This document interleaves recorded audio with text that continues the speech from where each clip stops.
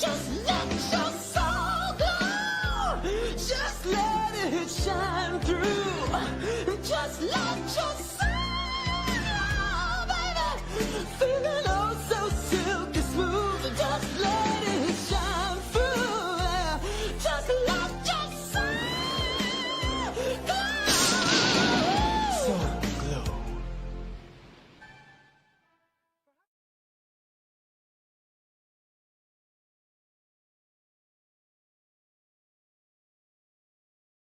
That means that we punched our ticket to go try to win a Super Bowl, and that's it.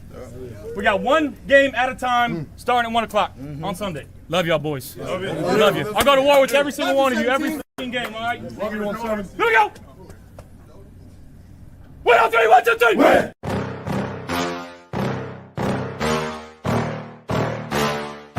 Yeah. Please tell me that I can't, that I won't, that I fail, that I'll never make it out, yeah.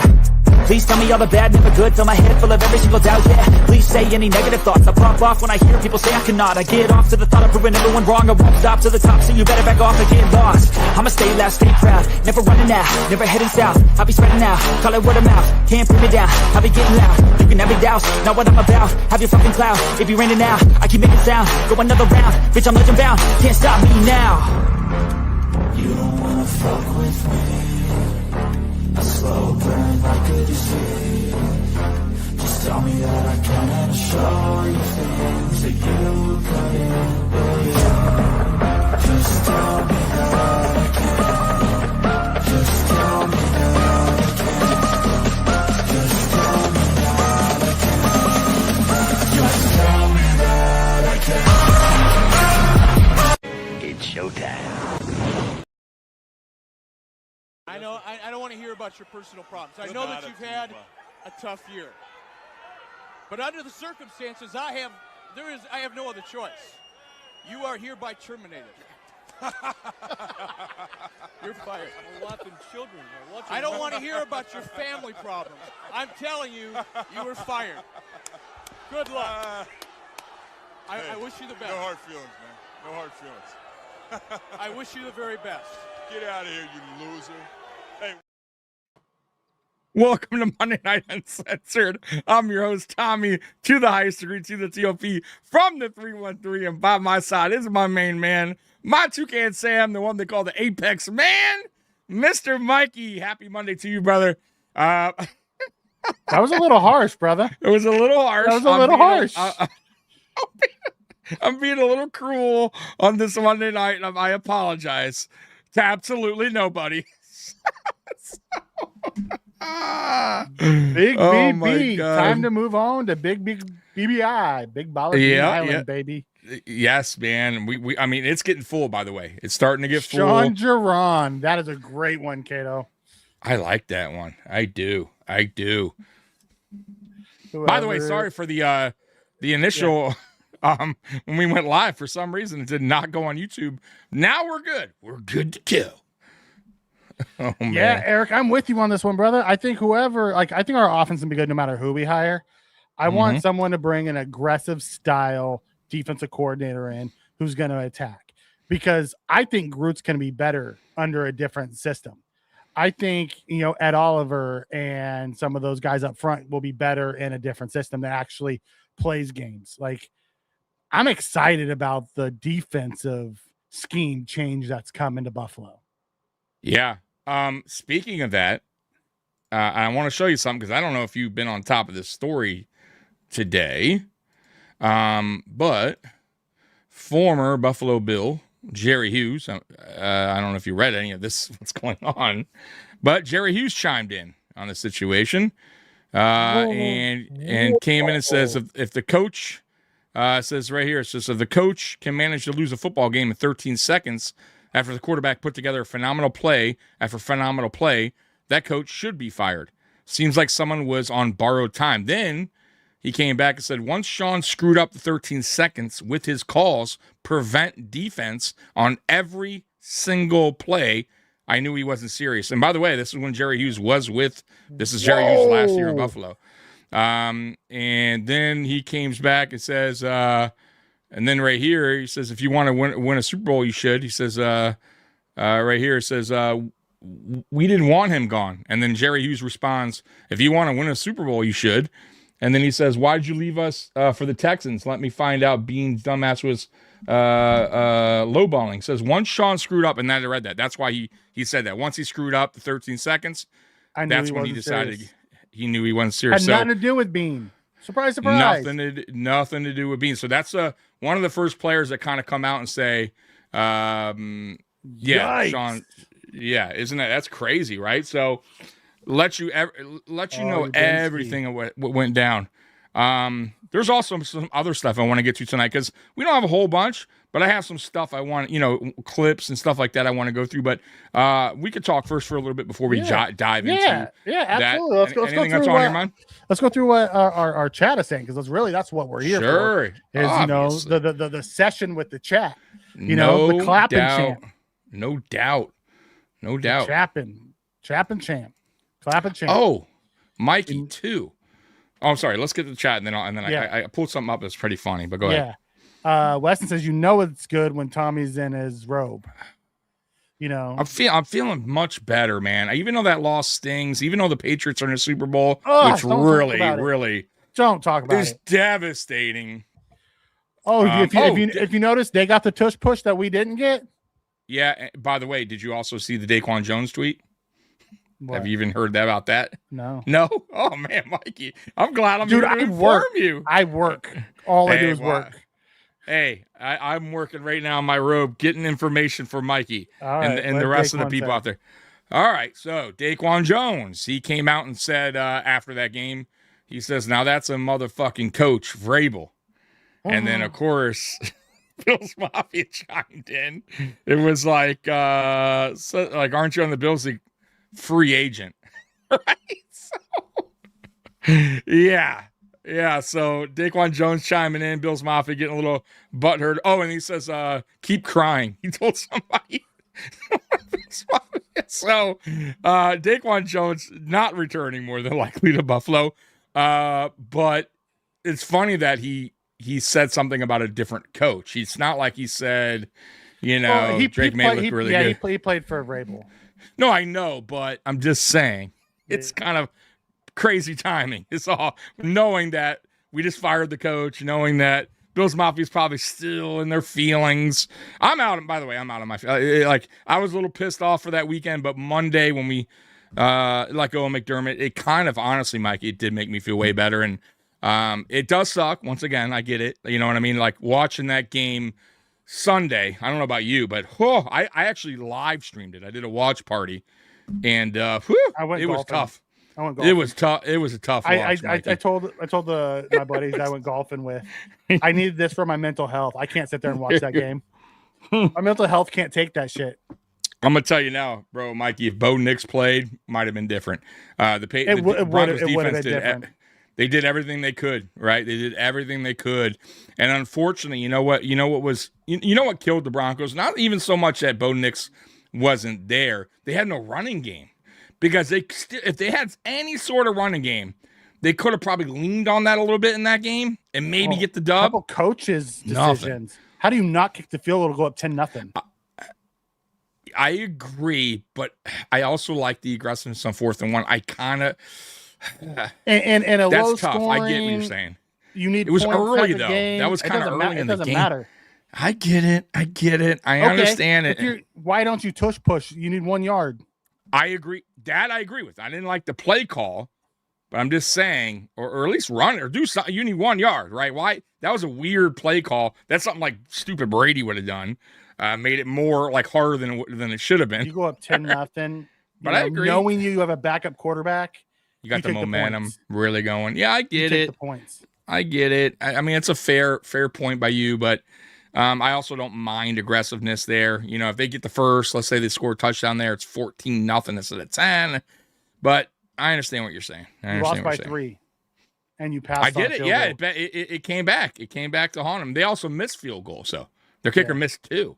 And now Patriots missed 1 as well. 1 was blocked. Well, tipped. But did you see that lazy center who the long snapper snapped the ball? He just stood there and even block. He literally did nothing. So he's getting killed today in Denver for that. Oh, dude, he just let the guy go right. He'd even help his guard out. All right, Cato says he's leaning towards the Jags OC, Udinski. Udinski, yeah. My top 3: Kubiak, Udinski, Dable. The problem is I don't know if we're gonna wait until after the Super Bowl to even meet with Kubiak. Okay, so I'm gonna have my thoughts on that. I want to go over that with you. So just a heads up, we do have a poll going. I didn't have time to put a ticker on the bottom, guys. So normally I would tell you on the ticker where you would see it, but we have a poll going. Who do you want? Basically, it says pick the Bills' next head coach, but it's really about who do you want as the Bills' next head coach. You got Dable, Webb, Udinski, and Kubiak. Now, if you want somebody different that's not on this list, just put it in the chat. Otherwise, go ahead and make your vote now. As of now, Mikey, we have 28 votes. Who do you think is leading the way without you cheating and looking? Udinski. Now, are you cheating and looking? No, I'm not. All right, because if you're cheating, you got to go, like McDermott. All right, you're going to have to kick you out of the See? It's my daughter. Okay. All right, just making sure, because I don't like cheaters here. I'm reading the comments in the chat, and a lot of people are saying Udinski. Udinski's right now at 36%. Dable's at 20. I'm sorry, Kubiak's at 29%. Okay. Dable's at 21%. Davis Webb at 14%. That is 28 votes. I'm a Davis Webb guy. You are, and he's actually in last right now, according to our chat. Mm-hmm. Now that could go up. Oh, okay. So what I was going to say to you is before you go on. Yeah. No, we cannot because we didn't do the first round because we were still in the playoffs. We can't meet with them until after the Super Bowl. Correct. So here's my point, and I'm glad that you brought that up. Here's my point. I feel that it's a little bit dangerous or a little bit of too much of a roll the dice, wait and see for Kubiak after the Super Bowl. And here's why. There's teams out there that are still looking for coaches. There's still teams out there looking for coordinators. That's one. Two, you don't really know. You haven't interviewed Kubiak. You have no idea, how he is as a person. It could not go well. That's one. Two, he could want an offense that really isn't fitted for maybe what Beans has envisioned. And three, maybe he doesn't even want to come back, go to Buffalo, right? He could want to return to Seattle or maybe another opportunity. So it's for me, it's a big risk to leave these top candidates out there floating around while you're going, hey man, we're just going to wait. Because to me, and also it says to those guys going, what the fuck, dude? like, dude, you have me waiting around for you guys. Like, that's one of my main points. And the other one, Mikey, is honestly, bro, I just want one of these guys hired so they can get the coaching staff together because there is still good coordinators out there, right? And maybe you could scoop up. Let's say it's not Dable. Let's say it is Udinski. And then maybe Dable goes, you know what? I still want to come to Buffalo. I'll be your OC rather than go to Tennessee and be the OC. I'm just throwing scenarios out there. What about a defensive coordinator that's floating around there that we interviewed or we did? Jim Schwartz, right? So while you're fucking around waiting for one particular guy to interview, doesn't even mean he'll take the job. Now you're missing opportunities and there's some good ones. I'm not going to lie. So that's my feeling. Not only that, but there are some good coaches on McDermott's staff that I would like to bring back. And the longer we're sitting out there, the better chance they're going to get plucked. You already saw Tabor go. Teams.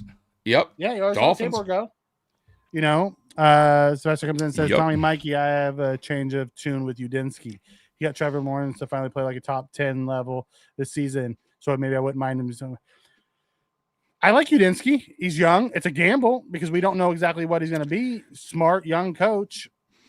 I feel the same way about Davis Webb. I feel the same way about both of them. We also interviewed the Rams pass game coordinator today. I don't know if you heard that either. I don't recall his name. Sheehouse. Yeah, so we also interviewed him today.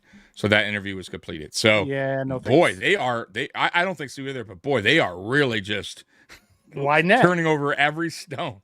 Right? Yeah, man. Which is fine. I don't blame them, but don't wait around too long because these guys will get plucked up. Spence says, to be fair, if they get that TD, they probably win the game because of it. Or you take the field goal because you have a backup quarterback and go up 10-0. and trust your defense. Mm-hmm.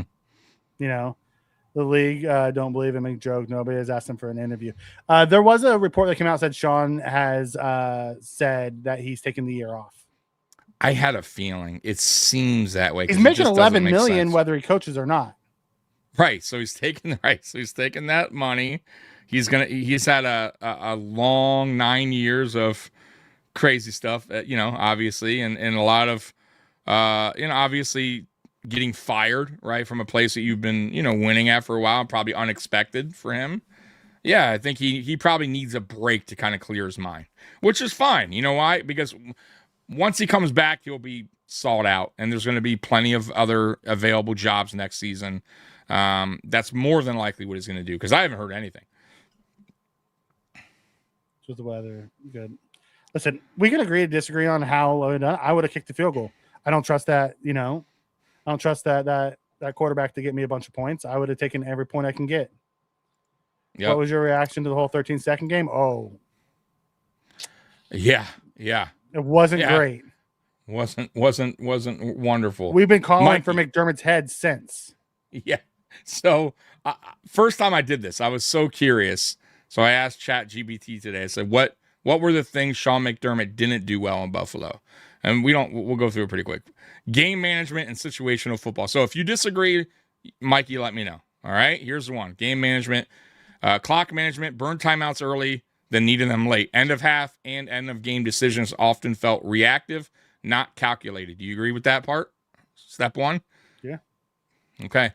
The 13-second game, that's why I just pulled this up too, because he mentioned it.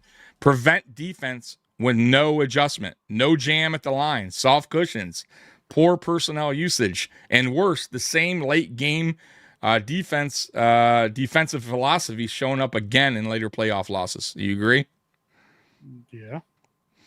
Playoff adjustments, strong regular season game plans, but slow or stubborn in-game adjustments. When opponents punch back, the counter punch was often late or non-existent. This is funny, Mikey, because this is all stuff that we talked about throughout the years. When I saw this, I'm like, Mikey's going to be like, what the fuck?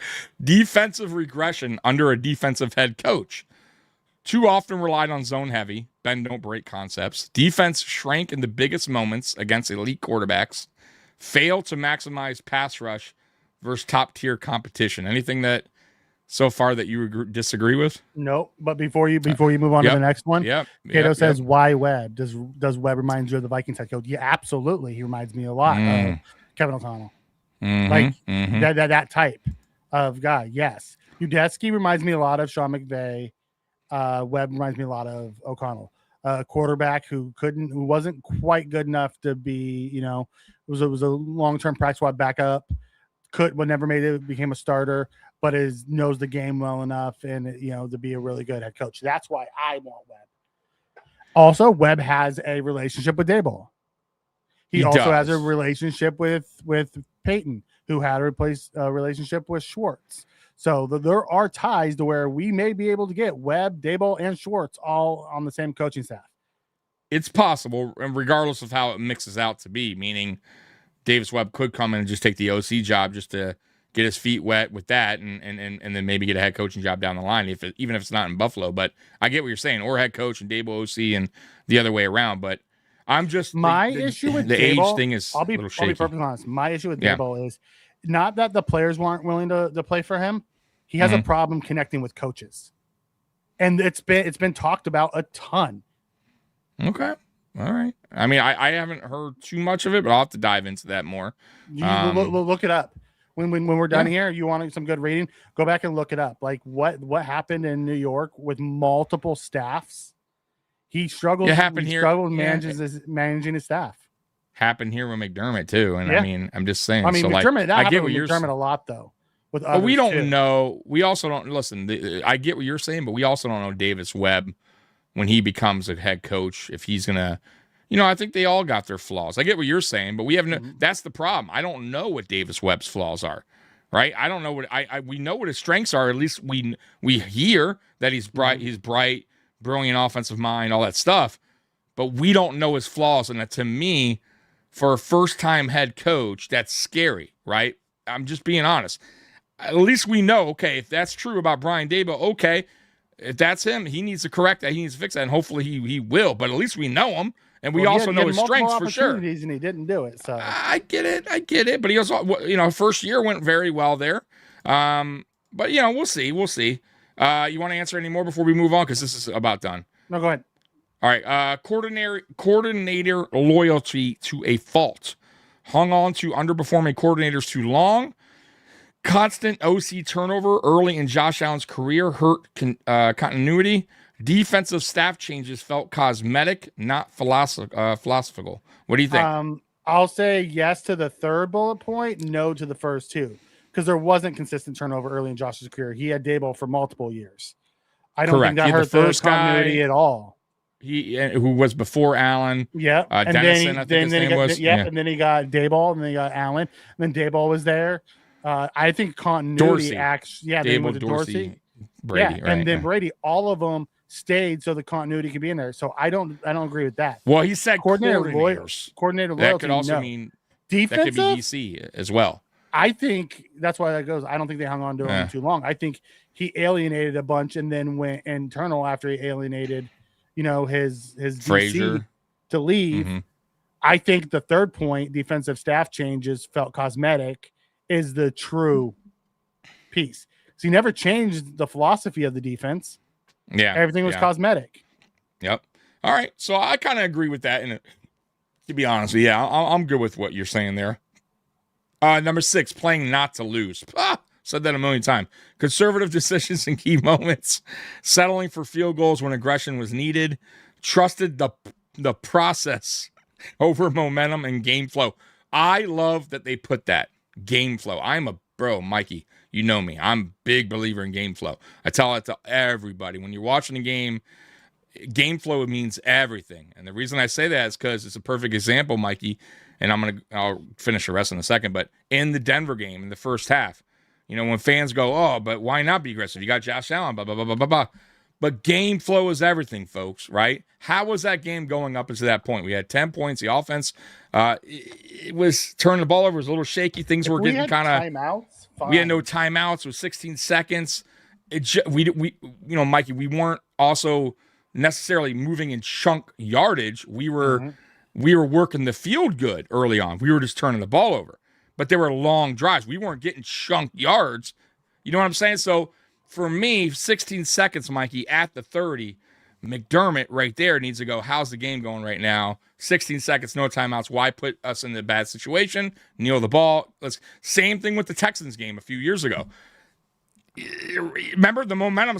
Our offense was a little shaky right there. Let's just go into overtime, regroup, readjust, whatever you got to do. And instead he starts, we throw the ball 3 times to give the Houston Texans. So for me, game flow is everything. It's so important. And I feel like McDermott failed it. Yep. Maybe Josh is involved with the head coach so he can call Sam to get the scoop on Kubiak. True. That's not tampering. True. Player-to-player calls is not tampering. Do you think they're going to have Josh really do that? And how much is Josh? I mean, I know Josh is involved with this, but I don't know if he's, going to report back to Bean and be like, let's hold the horses here on everybody else because Sam Darnold told me good things about Kubiak. Right here, I'll be honest with you, and I love Josh Allen, but he needs to, or Bean needs to, at this one, you need to make the right decision because your job's on the line. Let's be real. He gets it wrong here, he's done. Yes, Allen needs to have some input here, but it's the least of the least. I'm just saying if they want to get a feel for how Kubiak is. Yeah, feels fine. I'm with that, but I'm sure they've done their homework as far as what he does well. But I get what you're saying. But I don't think that's gonna make or break the situation. Yeah. It says, hey, Mikey, Tommy, do you consider a strong, aggressive DC besides Jim Schwartz that'll come to Buffalo? Yeah, absolutely. Whoever it is. There's a lot of young, up-and-coming defensive guys who are aggressive. Go pull someone off of the Texan staff. Pull someone off of, What do you think about Morris? Raheem Morris. I heard his name pop up. Please. He's been great defensively. Yeah. They're saying so he's available. Yeah, I'd love to have him. There's some good DCs out there. So I'm saying, to me, Mikey, start build that's what I'm saying. Let's figure it out. Let's hire your coach. Let's not fuck around. pick one. If you know, whatever you're comfortable with, and let's start building a staff. Because once you get that staff together, now the offseason really truly begins. Where okay, now you know what your coach wants. Now your scouts know what to do. They're going out. You know what I mean? Like now we can start building the board up. Now you know what your free agents are looking like. You know what I mean? Like let's not fuck around here. You know, and wait around and wait around. Let me finish this up. And then Jim we'll Leonard, DC would be great too. Davis Webb and Jim Leonard. Ooh, that'd be fun. Yep. Postseason ceiling. Build a high floor, but couldn't break through the AFC elite tier. The team often looked tight in January instead of free and aggressive. Do you agree with any, those or anything you disagree with on that one? Yes, postseason ceiling, absolutely. We've been saying that for multiple. Yep. Messaging and accountability, absolutely. His inability to be accountable for what happened was my issue. So yeah, really owns schematic or coaching failures publicly. Created frustration among fans. Other than alienating his coordinators and stuff and putting it on. How many times did he say it was an execution issue and putting it on the players? Yeah. So here's their final thought, Mikey. ChatGPT. McDermott built stability and credibility, but his flaws showed up when margins were smallest. He raised the floor of the franchise, but never raised the ceiling high enough to win it all. Agree with that take? Yes. You are a defensive-minded head coach who consistently gives up 30 points a game in your losses in the biggest moments. Your quarterback has left the field with under 5 minutes multiple times, and your defense surrendered the lead. Yep. I'm sorry, that's on you. Yeah, absolutely. We'll get to some more of the chat now before I start getting to video clips, because then those are going to take us a couple minutes. Yeah. So I'm glad Phil Rivers pulled out of the head coaching position. Yeah. If you read what they were talking about, Rivers said going in that he didn't feel like the time was right, but he wanted to go through the process to get a feel for it. And the Bills accommodated him to do that, even though they knew he wasn't going to be the guy. Yeah. And I wonder if they do still wind up calling him back just to see if he's quarterback coach or correct. If he'd be interested. Now he may just still say, "Nah, I'm good. I think I want to wait for, a coaching gig, maybe, down the line or whatever, or offensive coordinator, whatever he feels that his potential is." But maybe he takes it. Maybe he goes, you know what? Maybe this is a step in the right direction for me if I really want to, get my name out there in the coaching circuit. So who knows? But I'm glad that they did it, like you said. For him, it was good. And for the Bills, it was good, too, just to kind of get a feel for what he's all about. And for different types of guys, you know what I mean? Exactly. How do people outside of our building that don't have ties back to us view us? Exactly. View what the problems were, because I'm sure they asked. Like, I'm sure Bean and whoever's doing these interviews, Bean and Bean, Pagula, and Allen. Right, and I'm sure they're asking, maybe not Allen, but I'm sure Pagula and Bean are asking, where do you think the failures were? Like, that has to be a question. I would ask that question. Like, where do you think the Bills failed to get to the Super Bowl while, the last 9 years? Like, they have to ask that. And I'm sure they're going to say, well, in my opinion, blah, blah, blah, blah, blah. Like, I would love to know that. You know what I mean? Just to hear what you would have done different. Not Allen. Allen won't, but I'm sure Bean and no, I'm saying we're never going to hear that. We won't know. No, but I'm sure it's asked. I'm sure. Oh yeah. Weston comes and says, "Boy, that Tyler Dunn piece was really damning to McDermott." Yeah. He made another one. I haven't had time to read it. But there was another one he just wrote. Damn, about the fire. don't like McJoke. Right, I had nothing to do with it. Sean should have used ChatGPT in them 13 seconds. What could I? Yeah, no. He goes on the sideline real quick before.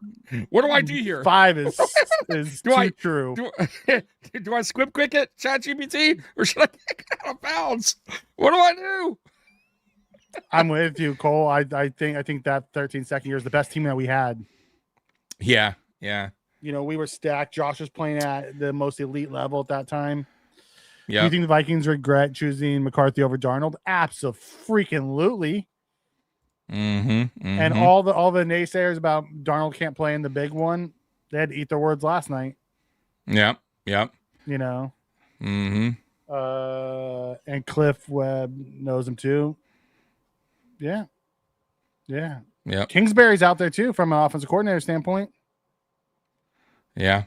Oh, by the know? way, I wrote a great tweet today, Mikey. Got a shit ton of views. So I'm proud of myself. I responded to Jerry Hughes. I'm waiting for him to like it, but I put and I want your opinion on it. So I put Pagula wasn't disloyal, just way too patient. After the 13-second KC collapse, clock blunders, and a defense advantage in the playoffs, McDermott still got years. Loyalty's fine, but results matter. Bills needed a change. So Yeah. got a lot of, and you know what? I was being nice, but it was being truthful. Yeah. And honestly, I felt like Terry Pagula definitely gave him a lot of time, especially after that 13 seconds. Probably too much time. He was very loyal to him. That's why I feel like people are kind of piling on Pagula like he did something so terrible here by firing Sean McDermott. But God, it's been 9 years, Mikey. Like the main goal is the Super Bowl. It's not the problem playoffs. The problem that we ended up with, he got fired after one of his best coaching seasons. I get it. At the end of the day, and this was Bean's worst roster that he put together. Yeah, I'm understanding that. So the blame was going to Bean, not McDermott, at the end of the day. And then they had how it went down. Like this love fest for McDermott at the end was really odd to me. Very odd. Like people forget how mad they were and down the stretch. Like most of us wanted him gone for a lot of years. Those that didn't want him gone was because they were worried about the drought years coming back. But when you have Josh Allen, you're not going to get those drought years. You're just not. Absolutely. I feel like, I mean, even Spin, I think now has just gone like, yeah, this is the right decision. So even the biggest loyalist that was backing McDermott for a long time, when many of us, you know, at least me and Mikey and some other podcasters were like, man, you know, he should go. Like, you know, we need to change. And I get it, you know, and I kind of understood. But our question was back then for years was, how long do you let this continue? Now, here's the problem, like Mikey just said. So we let it continue for so long that when we finally did fire him, he had one of his better years.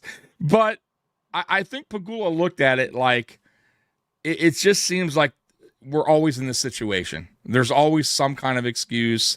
There's always something. So next year would be the same thing. We get kicked out and it'll be in injuries. Or it'll be we didn't build a strong enough offense for it would be something. You know what I mean? So I think he looked at that and said, man, like, you know, I can't keep doing the you know, every year there seems to be something wrong. So it's time for a change. And that's ultimately what happened. I get fans. Some fans are upset about it, but come on, get over it. It's 9 seasons. He didn't win anything here. If he did, I'd be like, hey, I get it. Like Super Bowl winning head coach Sean McDermott got fired. What?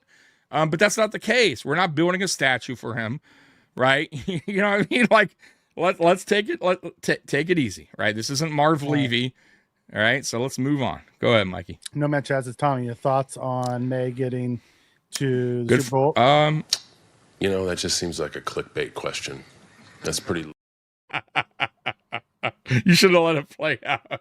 It's pretty lazy. Great. Yeah, pretty lazy. But I will answer it. But thank you that Mikey's been good on those now. No, honestly, I'm you know, look, I'm not a hater when it comes to stuff like this. Like, it does suck the Patriots are going back yet again. But good for the kid, man. Like, honestly, like, for me, they did it right in New England. I said that 2 years ago when they got rid of Belichick. I said that last year when the offseason when they hired Vrabel. The Patriots are doing things right. Unlike the Jets, unlike the Dolphins, they regrouped, they refreshed, they got their quarterback. Like, they built around their quarterback. They brung in guys to help their quarterback and veterans like Stephon Diggs and Matt Collins. Like, they surrounded this guy with help. And that's my other feeling too. Is like, I felt like Josh, we gave that to Josh early on, 2019 and 2020. And then we just said, you're good now. And that you can't do that. You got to continue to build around your franchise quarterback. And that's where I think we ultimately dropped the ball. And Bean's responsible for that as well. Yeah, let's call a spade a spade. May got there, but May's not the reason why they're there. No, May has not played well in the postseason at all. But he's been carried by an elite defense. But he had a good regular season, which got him to a number 1 spot. or number 2 spot. So he got, and he had it. I'm not. I get what you're saying. But it's the same reason why we killed Joe Burrow for No, I get you. Like, so I'm not going to say, oh, May got to the Super Bowl before Josh. Well, yeah, he was surrounded by a better team with a better coach. Absolutely. They're not. Well, that's what I just said. May.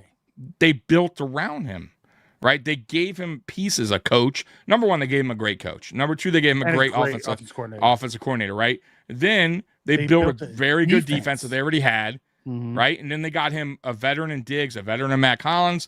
He has good tight ends that go with the system, like two good running backs, right? A bruiser, a speedster. Like they built, and they got money to even add more, which is scary in the offseason. So I'm just saying, I get what your point is, Mikey. He's not having the greatest postseason. It's not all about May, but it's about what they built, right? And they're doing it the right way. And we failed, I feel, because let me ask you this. If Bean and McDermott actually built around Allen in this past offseason, where we went into the regular season, where we had some playmakers, right, for Allen, would things have been different if we had a guy in the playoffs where Allen No, not with our head coach. Maybe not with Brady. You're right. Maybe.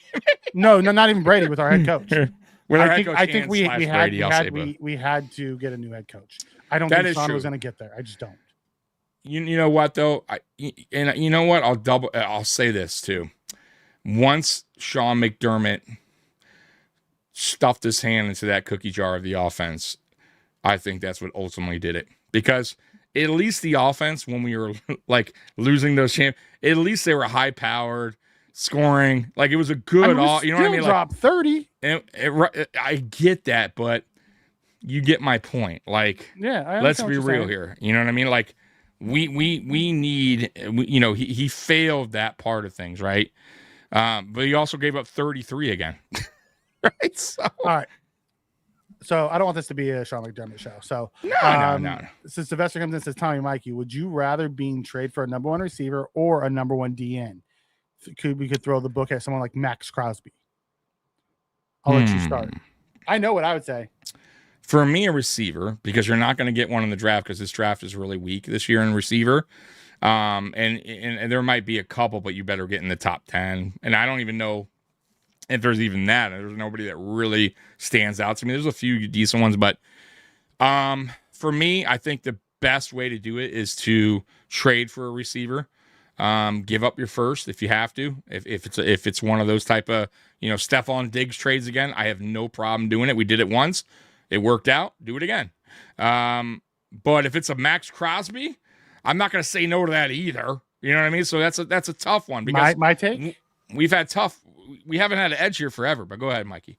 My take is if I had to choose one, and you're going to give me a Max Crosby, Garrett, an elite alpha pass rusher, I'm taking that over a number one because I've seen what Josh can do without a number one, and he's good enough. I need that freaking that monster on the defense that doesn't allow for the 83-yard drive when Josh walks off the field with 4 minutes left. Okay, so what makes sense a little bit to what you're saying, and maybe I still wouldn't mind either one, but what makes sense maybe now that I'm thinking about it more is if you do bring in an offensive-minded head coach, which I believe they will because most of the coaches they've been interviewing are offensive-minded, right? And you build. And you get yourself a good OC on top of that. Even if they get some receivers in here, let's say they get a couple, which I think they will. They're not going to ignore the position. Yeah. I think that OC and that head coach will be able to understand their strengths, use them, scheme them up, where you're going to see a much better receiver group, even if it's not an elite number one, right? But you're going to see a much better ran offense with the guys we got in the room. So. Maybe I agree with that more because our defense is really what ultimately has failed us for the most part in the playoffs. So, and not getting to the quarterback has been a major issue, and that starts with the edge, right? Yeah, in the playoffs, yeah. So, yeah, I'm with you, Mikey. I can get behind that. But I'm only going to do that if I get one of those elite alpha pass rushers. If it's not the Crosbys, the Garretts, the Bosas, those type of guys, even Burns, like give me Brian Burns from the Giants, like that type of guy. Absolutely. Then no, I would much rather go with the wide receiver. I don't want another B. Mm-hmm. We've had those. I need an alpha or I need a wide receiver. Yeah, I can get behind that. I'm with you. I mean, like I said, I wouldn't hate either one though. Mhm. Let's say we pull off a trade for an unbelievable elite type receiver. Like I'm not going to be here like, damn, we should have got it. Like I'd be happy with either, but I get your point. I'm totally understand that. Listen, Cato, I love Dable and I want him as our offensive coordinator. My concerns about the issues that he had managing his coaching staff scared the hell out of me with him, on the sidelines. I don't need another McDermott, and that's what he reminds me of. McDermott had problems with his coaching staff. I don't need another one of those. I just don't. I don't want it. Yeah, I mean, I get it. I love him. I love his mind. That's why I prefer him as a coordinator than a head coach. For me, I would, this is what I did, and this is why I'm still sticking with Dable. Because when I got the thing, I honestly, I put the positives and the negatives. I kind of just weighed them out, and I felt like there was way more positive in hiring Brian Dable than negatives. And I did that with everybody else. Like I put the positive and negatives to each guy. And I just feel like I said earlier, in the last podcast we did, there's a lot of good in hiring Brian Dable here. From Buffalo, knows Josh Allen probably better than anyone. Josh Allen's best years were under Brian Dable. If Brian Dable can get a Davis Webb or a young OC to come in here that has a mind like Dable, or even younger, that they can feed off each other and just get this offense electric. There's just a lot to it. Plus the players in the building know him. Plus the Brandon Beane is familiar with them, so they're going to be on the same page. You know what I mean? So there's a lot of good, and like you said, there's some bad, but I just think the good way outweigh the bad. And that's where we disagree. I think that's the fine. bad. That's fine. Yeah, But you don't know what the outweighs bad the is at good. Davis Webb, though. That's the problem too, though. I get you're all But it's fine. high on I would him, rather he's go with 31. I'd rather go with the unknown than the known. I would not. I really want Because it. That's we just a very watched- big risk. Well, here's the issue, and we're not going to agree on this, obviously, and that's fine. Yeah. My issue is I watched Brian Dable with his offense score a ton of points, and him not be able to get his defensive coordinator right for 4 or 5 seasons in New York. What makes me think that's going to change in Buffalo? I have no. You get it, but let's say he gets it. Let's say we And get how's that a any DC different in than there. what we just had? But let's say they do. But you don't know that. He had multiple things, and he had better players. But there wasn't a Jim Schwartz floating around when he was in New York available. He had There Wink wasn't Martindale, and he alienated him on his way out of the building. Yeah. Wink was a fantastic DC. The Giants also have been a shit organization for a long time, Mikey. Let's be real here. He got him to the playoffs year one. He got Daniel Jones at that time, who was not playing well, to play at one of his highest level I get when he that. first got there. So if you just want offense and don't give 2 shits about the defense, go Dable. Yeah, but we don't. But we also don't know that he won't build something here, and we also don't know if Brandon Beane won't be involved in that as well. And go, hey, we need a really good DC here. We've gone through many years where the defense has shit the bed. Like let's get some. You know what I mean? You were talking about McDermott's inability to make adjustments, especially on the defensive side. You know what the Giants fans' number one complaint about Dable last year? The blown fourth quarter leads. Why? Because his inability to make adjustments on the defensive side of the ball. I just feel like my main biggest concern is Davis Webb has not. It doesn't have to be Davis Webb. I'm just saying with him in particular. Bring in Udinski. You know what? I would be fine with Udinski. I just said that. Like, bring in Udinski. I'd be fine. I'm talking about So a coach like Udinski, yes, because he's absolutely offensive coordinator. He's worked well, right? I get all that. Like, I would be behind that, right? Udinski's no different than Webb, though. But he's been an offensive coordinator. So see, but he has no play calling experience. I don't know. I just feel like I don't like the age either. 31, 1 year older than Josh. Udinski's the same age. Feel like it's rough. I get it. That's what I'm saying.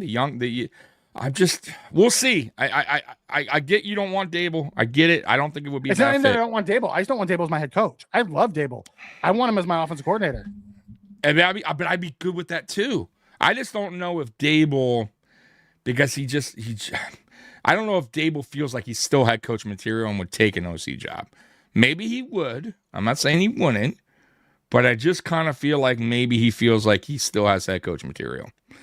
Okay. So I mean, we can agree disagree on that. I don't know, but he also said he'd take the Titans OC job. So I'll also be the first one to to tell you, if we hire Dable, I'll get behind him 1,000% and pray to God that my concerns don't rear their ugly head. And I will support him like I will any of the Bills' next coaches. So, but you worry about the defense, right? If Dable was here, but yet we had a defensive-minded head coach, and our defense fucking blew. Well, my issue. How bad can it really get? It could get worse. Really? I don't know. It was pretty bad, giving up 30-something. I'm saying. All right. But, I watched the Giants. I watched the Giants defense, who had better. No, players they did. Than They had and they couldn't figure it out. So they had a better defensive line. Absolutely, they did. Yeah, you're right. Eric says, "Would you? Since we need number one, who would you prefer? Pickens, AJ Brown, D Hop, or would you have a suggestion?" Oh, Mikey.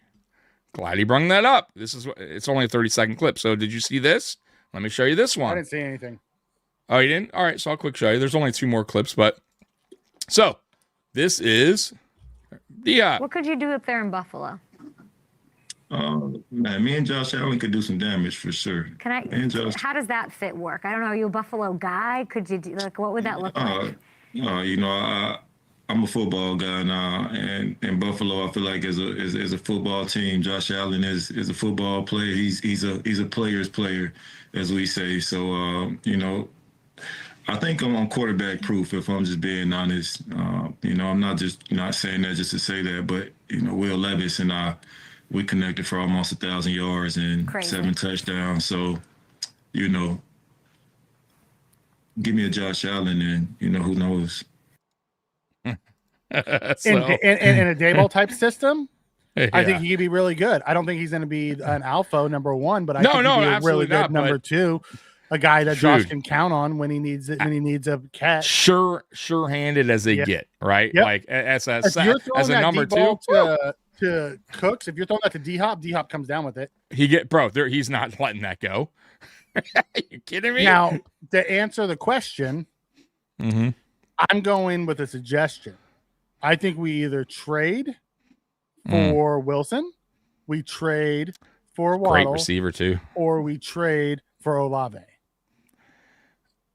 Okay, so if I get to choose, Waddle, depending on what they want, but see the problem. Well, I like Waddle, but I don't want for any of the 3.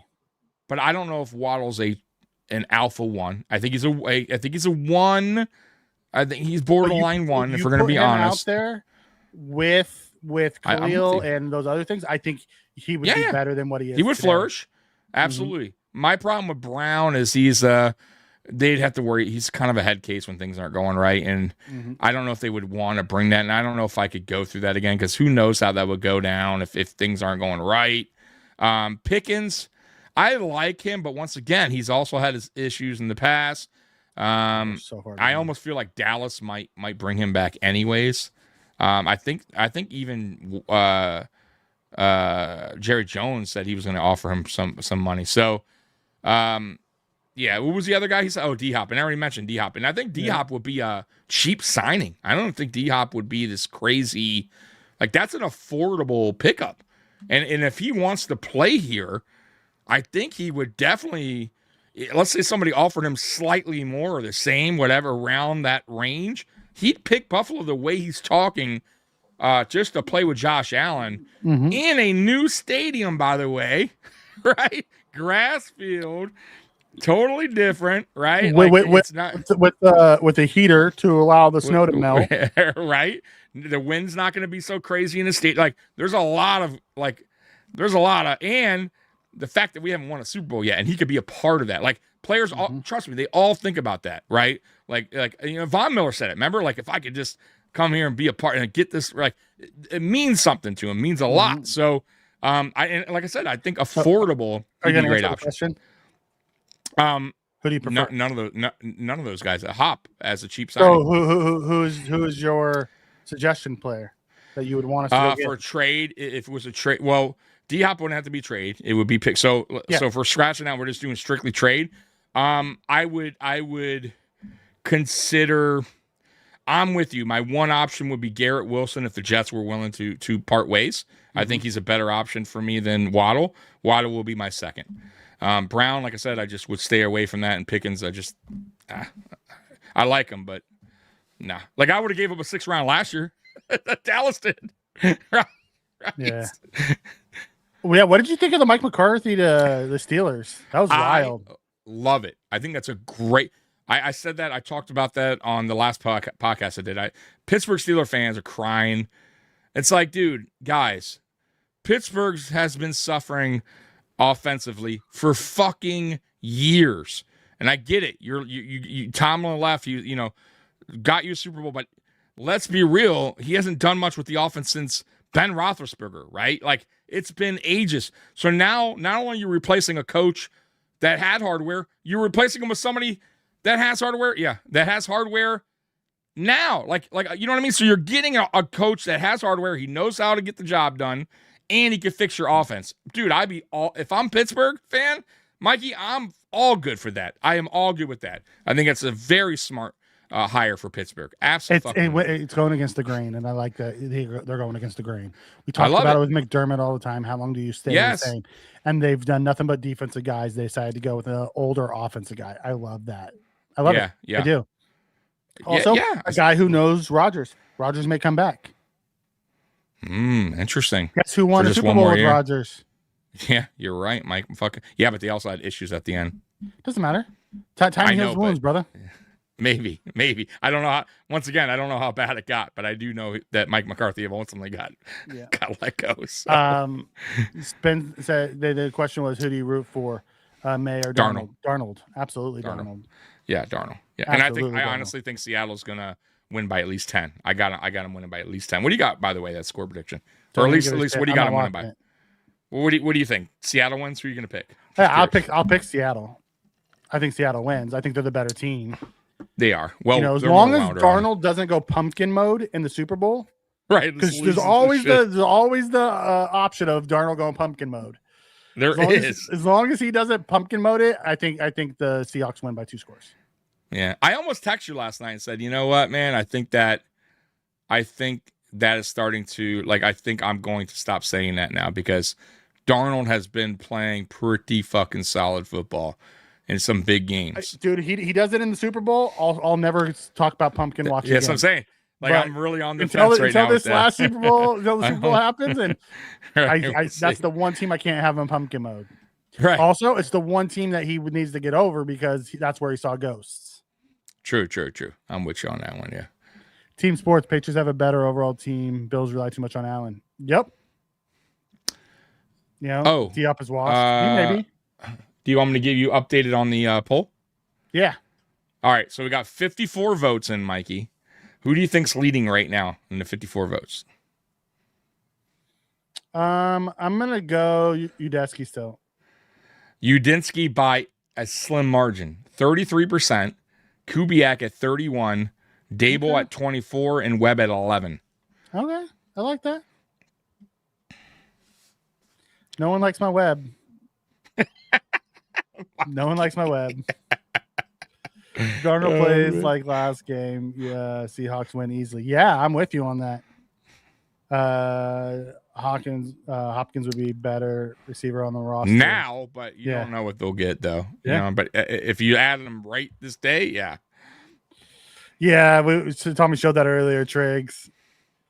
Oh, and Jerry Hughes ain't backing down. By the way, it started with one. He kept rolling with it.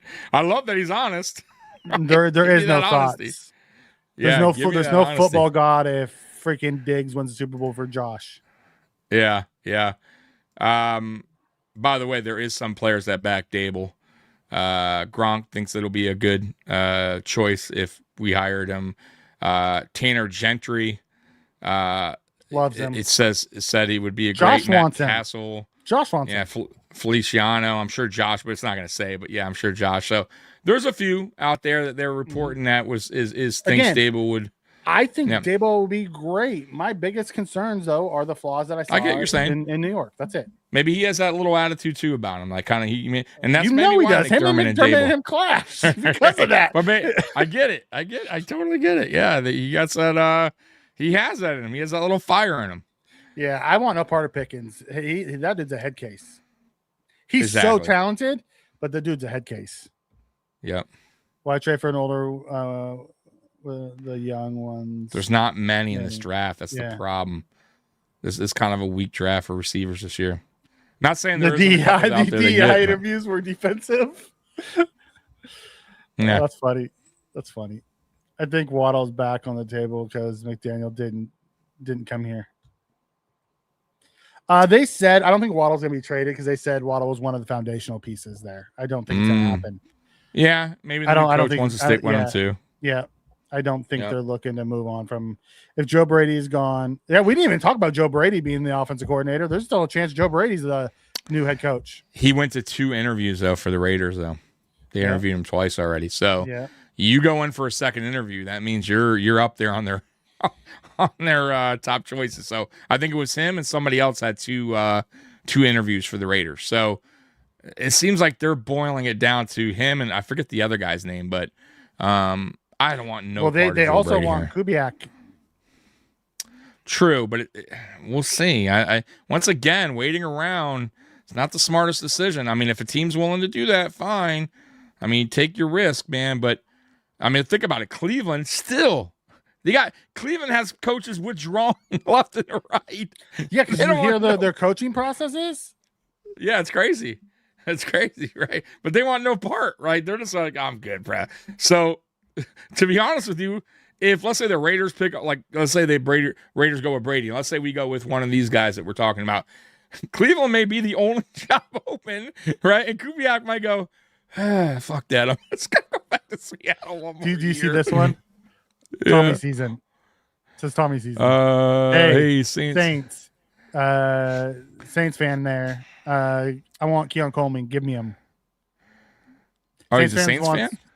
Yeah. Saints want some Keon because he's from there. Listen, I will use Keon in the trade for Olave. Absolutely. I'll give you a second of Keon for Olave right now. Yeah, I'll be down with that. Absolutely. I'll give you a second of Keon. You give me Olave. Yeah. I'm good with that. I'd be okay with that too. Yeah. But you know what's interesting though? I'll say this about Keon. I said this yesterday too, Mikey. Keon's still young, right? He's going into his 3rd season. Honestly, I think Bean and Bagula, or mainly Bean, is going to, once he get the new coaching staff in here and offense coordinator, he will definitely have that sit down conversation with whoever it is. And they're going to tell him, like, hey, what can you do something with this guy, or should we just go ahead and move on from him? You know what I mean? Like, I'm sure that's going to be a question that's brought up early on, because you don't want to wait around, right? At least go ahead and move on from him if they see no, you know what I mean? They can't do anything with him. But I still think Keon has potential. I do. I really do. I still think there's some good things, traits that he does. There's some good skill sets there. But you got to get the right coach. You got to get the right coordinator to work with him. And honestly, Keon Coleman needs to grow the fuck up. He has to get mature. He has to work hard. And if he doesn't have that, like if I'm the coach, new coach, OC, I talk to Keon. Like he's one of the first guys I'm talking to and be like, hey, you know what I mean? Are we good? Like, can you get on board with this? I need you at meetings about. If they feel like he's just not into it, right? They move on from him. It's real simple. But I'd be willing to bring him back. I mean, he's on a rookie deal. Who gives a fuck? It's not that big of a deal, man. Steve, you're not wrong, but there's no guarantee Kubiak's going to want to take a head coaching job. Or take it here. That's the problem, Steve. Like I don't know if I'm willing to be that patient while other, better coaches are floating out. Like it's around there. It's putting together the staff, all that's what I'm saying. The good ones, the guys that are still available. Yeah. Right. So you want to get your coaching staff, you want to build that up now while the best ones are still on the market. Like you don't want to fuck around and wait and then let's say you do get Kobe. Let's say you do get Kubiak. Let's just say we do. But then all the DC's gone. The OC's gone. Right? The top guys. Now we're down to the barrel of the bottom. You know what I mean? Like I don't want that. I want a good coaching staff here, Mikey. I want a good DC. I want a good OC. I want a well-rounded coaching staff, man. Yeah, no, Olave didn't tear his ACL or his Achilles. He's good. Yeah, he's fine. No Joe Brady. He needs to go. He needs to no Joe Brady. Just get your U-Haul. Get out of here. Yeah. Pierce isn't a number 1, but he's a deep threat. He's a playmaker. Yeah. I don't think he'll giving up on Pierce. It'll be interesting because they paid Pittman. Can't pay everybody. Mm-hmm. The op's getting old. Yeah, but as a 2 or 3, dude, I'd take him in a fucking heartbeat. If I mean, they who cares? if they use D-Hop the way the Rams, someone said this up top. If they use the D-Hop the way the Rams used Devontae more as a red zone target, I'd be good with it. Yeah, you're right. You're right. Because he's not the fast. He's just a great route runner, and his hands are phenomenal. He's physical. You know what I mean? Like everything you kind of want. He doesn't have the speed like he used to have, and he's never really been a burner, anyways. But he's slowed down some. But dude, he's still reliable when you go to him. But yeah. I'm sure they can mix it in with him. And Not gonna lie, I wouldn't want George Pickens. Nope, he's a great receiver, but his head, Yeah, I watched him check out of a game in mid-game. Checked out mid-game. He did it this year too with Dallas. I thought he had one of those games. Now I'll say though, he did have a good season with Dallas. I'm not going to totally shit on him. He did have a, that was a great. By the way, great deal. 6th round. I mean, that was a phenomenal deal for them. But still a risk. Yeah, listen, I stopped listening to him. They call Josh the golden child, the most overrated quarterback in the league, blah, blah. Everyone waits for Josh to make a mistake to pull the they love it. Pile up on him. Yeah, pile up on him. It's stupid. See, I told you. They can't get out of their initial narrative, and that's fine. Mike Evans, Debo, Pickens, D-Hop, Cooks, all free agent wide receivers. How many do you want? If I have to pick one from that group, I want Evans.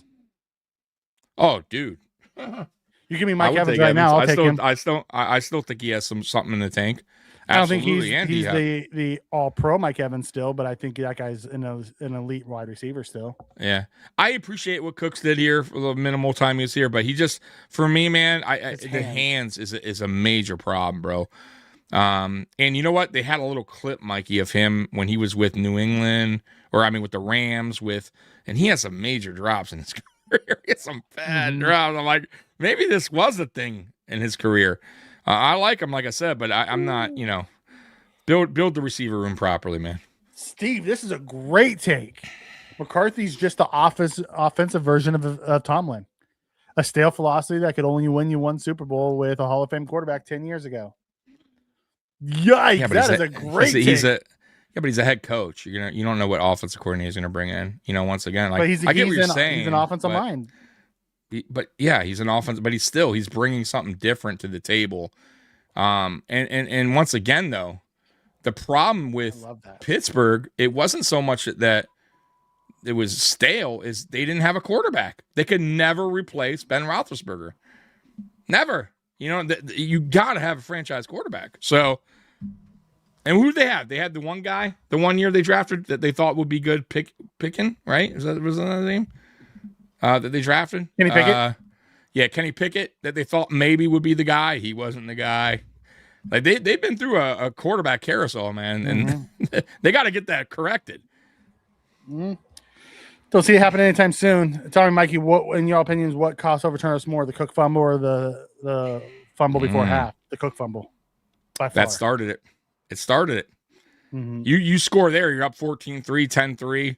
The momentum is Allen way on fumble your side. was just stupid and unnecessary and uncalled for, but it didn't kill us. So we came back and we still took the lead.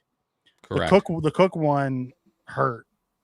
It almost started. It started like the trend, and it was weird, guys. If you go back to the season, it wasn't every Allen time he did that initially. It was somebody else. It was Cook fumble or Keon fumble, and it kind of started the domino effect, right? Like, you know what I mean? It was just the oddest thing, man. And then Allen started playing sloppy. It was just really weird. Tommy, what's up with the Hugh Hefner robe? Oh, dude, I don't know, man. It's cold here. I've been chilling. Season's over. I just don't want to get in my Bills gear, man. I'm still rocking the hat, though. I don't think the Bills job is as attractive as you guys think. No cap money. It's obviously power. There is no power struggle. Power struggle's over. Bean is the top dog. You're also wrong about the cap. So they're going to clear money. We talked about this. A lot of other podcasts as well. And like 6 moves, we clear up like almost $60 million. Correct. So I see around 54 minimum that they could do, but they could do up to over 60. So they're definitely going to have some money there. It's not crazy high, but more than enough to get the job done. More than what we've had in the last few years. Correct. So that don't look at it now for what it is. That will all get cleared up. Well, how many rings? He has what? 4. He has 4 Super Bowl and 1 national champion, right? So he has 5 rings. He total? has Alabama, and then he has 4. New England ones, right? I don't. Was he there for that many? I'm not sure how long he was there for. 3 or 4 of them. Okay, so there you go. So he has his. And by the way, this Super Bowl, there's quite a bit of former players. I think Leslie Frazier. He's with who? Isn't he? Isn't he? Seattle, right? Assistant head coach. Assistant head coach. So he has a possibility of getting a Super Bowl. You got, and that would be a second, because he won one as a player for Chicago, right? I think he was on that '85 Bears team. So, and then you got Stephon Diggs, you got Matt Collins, and I think Alec something. He's a corner that we used to have here shortly, Alec Austin or something like that. Yeah. Do I think we would have stood a chance against Seattle? Stand a chance? Yes. Do we like it would have been anytime you have Josh Allen, you have a chance. Correct. Talking Mikey, what's your opinion on Shador making the Pro Bowl? What? Did he really? Well, it's fan voted, right? I mean, I don't know who votes for the Pro Bowl. I don't even know. Starters, the fans, like that. If fans, Shador, right? if Shador made the Pro Bowl, that they was selected. How many quarterbacks opted out before he made it? That's like the year that Mac Jones went to the Pro Bowl because 7 quarterbacks opted out. The Pro Bowl is bullshit, by the way, guys. It's total fucking garbage. I could care less. And Shador, I'm not crazy about Shador as a quarterback. We'll see when a new head coach gets there, and we'll see what they do with him. Daquan, no, I don't think Daquan was responding back to fans who were calling him out. So he just said what he felt. Right. It was Jerry Hughes that that is not being tight-lipped. That's not biting his tongue. When I love it. Daquan's issue was he called, and then a fan came back and said something along the lines of, well, if your defense could have made a stop with the 4 minutes, and then he told him to go cry. I think that's what I read about that one. Yes, correct. Jerry Hughes says there's 13 seconds. He knows the same thing Jones knows. McDermott's born a loser. Like Steve, I bet you're happy that McDermott's gone. Oh, Steve threw a party that night. And I bet you Callie did too, because Callie said, I'll happily sacrifice this year if it means McDermott's gone. Oh, dude, I get it. Like, you guys know, like, I've done so many videos here about fire McDermott, man, and I think that's why Monday I was feeling so great, even though we were out of the playoffs. No, but I want no part of Frank Reich as the head coach. I don't either, but bro, I respect him. I do. I don't think he's him terrible as my either. OC.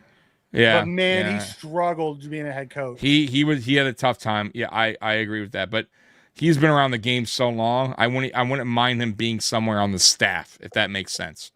You know what I mean? Pass game coordinator, some shit like that. Right? Like, I wouldn't hate that if he chose to do that. I agree. I think they're going to try to throw a lot of money at Kubiak to keep him. That's what I'm saying. We don't know. He could want to stay. He might want to stay. Oh, that actually is not a bad spot for him. The Jets need an offensive mind. They have a defense-minded head coach. Mm-hmm. That'd be interesting. Man, you guys are lit tonight, by the way. The chat is we are so far behind. I know. That's why I'm not even bringing anything. Finally, maybe we'll be play some rookies instead of seeing the draft picks. Also, maybe Bean gets to pick the draft picks that he doesn't have to align with the way McDermott wanted it. Maybe he'll give some draft picks to the coaching staff and they'll develop them too. Outside of the secondary, McDermott really didn't develop very many stars. No, not really. Because people forget about it. Everyone expects Bean made that choice. At what point does it fall on the coaches to develop the player? Absolutely. I brung that up in who was I was on some podcast. I brung that up in the chat. I'm like, yeah, it also it's up to the to our buddy over at the Ralph Rant. I'm like, it's also up to the coaches, the coaching staff, coach staff, to develop these players. So when they draft them, they also got to work with them and get them get the best out of them. So we've seen players leave here and other coaches get the best out of that player, right? That we couldn't get out of them, right? So maybe he didn't do a great job. Now, I know McDermott did a good job with our corners. He did good with the DBs, safeties. You know what I mean? That was his sweet spot, I would say. Well, that's what he knows. That's what he knows. So that was his sweet spot. But the defensive line was always an issue. Obviously, and then when he started to get his hand in the offense, that was a major issue, right, with me. So yeah, dude. I would like to see what a new coach can do with Keon. That's what I'm saying. Maybe they run him on some slants and routes that actually fit his style of play. They don't try to pigeonhole into something that he's not. Correct. Yeah. Evans is older. Yeah, but he still has juice in the tank, bro. You know who they said was old too on that comment? I remember when Derrick Henry was a free agent, and I was hearing that. Derrick Henry's getting up there in age. I'm like, dude, the guy just ran for 1,400 yards. What are you talking about? like that, it doesn't mean everything. If these guys are still playing at a good level, at a higher level, they're not just going to just drop to the bottom. Like it's usually a slower process where the numbers start to go lower and lower. But Mike Evans is still that guy. He's still reliable. Now, I would say the injuries have creeped up on him a little bit, Mikey. Right? I would say that the age, and that has something to do with age. Last year was the first year he didn't hit the 1,000 yards. Right, he got hurt twice. Correct. So I would say that would worry me a little bit. You know what I mean? Age and injury factor. But if he's healthy, boy, he can ball. Talk about the cap. I can't really go into the cap that much. We don't even know what the cap is going to be yet. So until we know that, it's hard to truly talk about where we can go, what we can do. We will get into that after the Super Bowl when the cap is set and we start talking about what the Bills should do in the offseason. We go through our offseason, rankings of players and, building what we would like to see as our offseason. We'll get into more of the cap about that type of stuff. But right now is all just projection. Correct. Buffalo defensive needs to be addressed. No matter if they get a receiver, they can't stop a nosebleed. Maybe they get a one tech. Maybe they get a middle linebacker who can stop the run. Keon Coleman for a 7th, a Jets fan. I'd rather keep him than give him away for a 7th. Yeah, I wouldn't get. What would you give him away for? Like, what's a realistic 5th where you think it's fair? 5th. I would say a 5th. If it's a 6th, I would want it'd have to be some kind of package deal. I would rather keep him. We get back something because yes, he didn't work in Joe Brady and Sean McDermott's scheme, but that doesn't mean that he wouldn't work in somebody else's scheme. Right. Now, do I think the owner throwing him under the bus hurts him? Yeah, but he's tied to us for 2 more years, regardless of what he wants. So, if he wants to play, this is where he plays. If we decide to keep him, yeah. Just think the Bills thought they were good enough with just Josh and Jimbo. Yeah, that's what they thought. It's the way it looks. At the end of the day, you take away Allen's fumble before half, you take a knee, gifted 3 points. Bill should have won 27 instead of tying at 30-30. Yeah. But you take away Cook's fumble, they kick a field goal, and we're there too. Exactly. Because we were in field goal range when Cook fumbled. Exactly. What are the odds that Pagula opens up his wallet and swings for the fences? For like what? Pagula always opens up his wallet. Say what you want about Pagula. He's not been stingy on paying guys. Correct. And he will pay I'm sure he's gonna pay good for a head coach too. He's not gonna be a cheapo. He's gonna give a good offer. And he also knows this is a desirable place. Like, coaches want to come. Let's be real here. Like, the top coaches are they're very interested in this job. No doubt about it. Cato, Dawson Knox acting like he's not about to. Dawson Knox came out and said that he doesn't know what's going to happen. He doesn't know what the cap number is. And let's be honest. If he comes back, he's coming back at a reduced number. We'll ask him to take a pay cut. We're not paying him that much money. It's just not going to happen. let me pop this on for you, Mikey, since they're talking about that. I'm with you, Steve, on the coach. If I was a coordinator, I would wait, but we'll see what the Bills decide they want to do. So that's that. Can you see that? Yep. All right. So there's some ways that we can cut. Make some room, basically, get some cap. Yeah. So you cut Samuel, you save 6.2. You cut Bass, you save 3. You cut Rapp, you save 3.3. You cut Knox, even though I don't think they'll cut Knox. I think they'll do something with this contract again. But if you do, you save 10.4. You can do Allen's contract again, save $12 million. 57 million right there. Yep, 11, and then 10.7 on Oliver as well.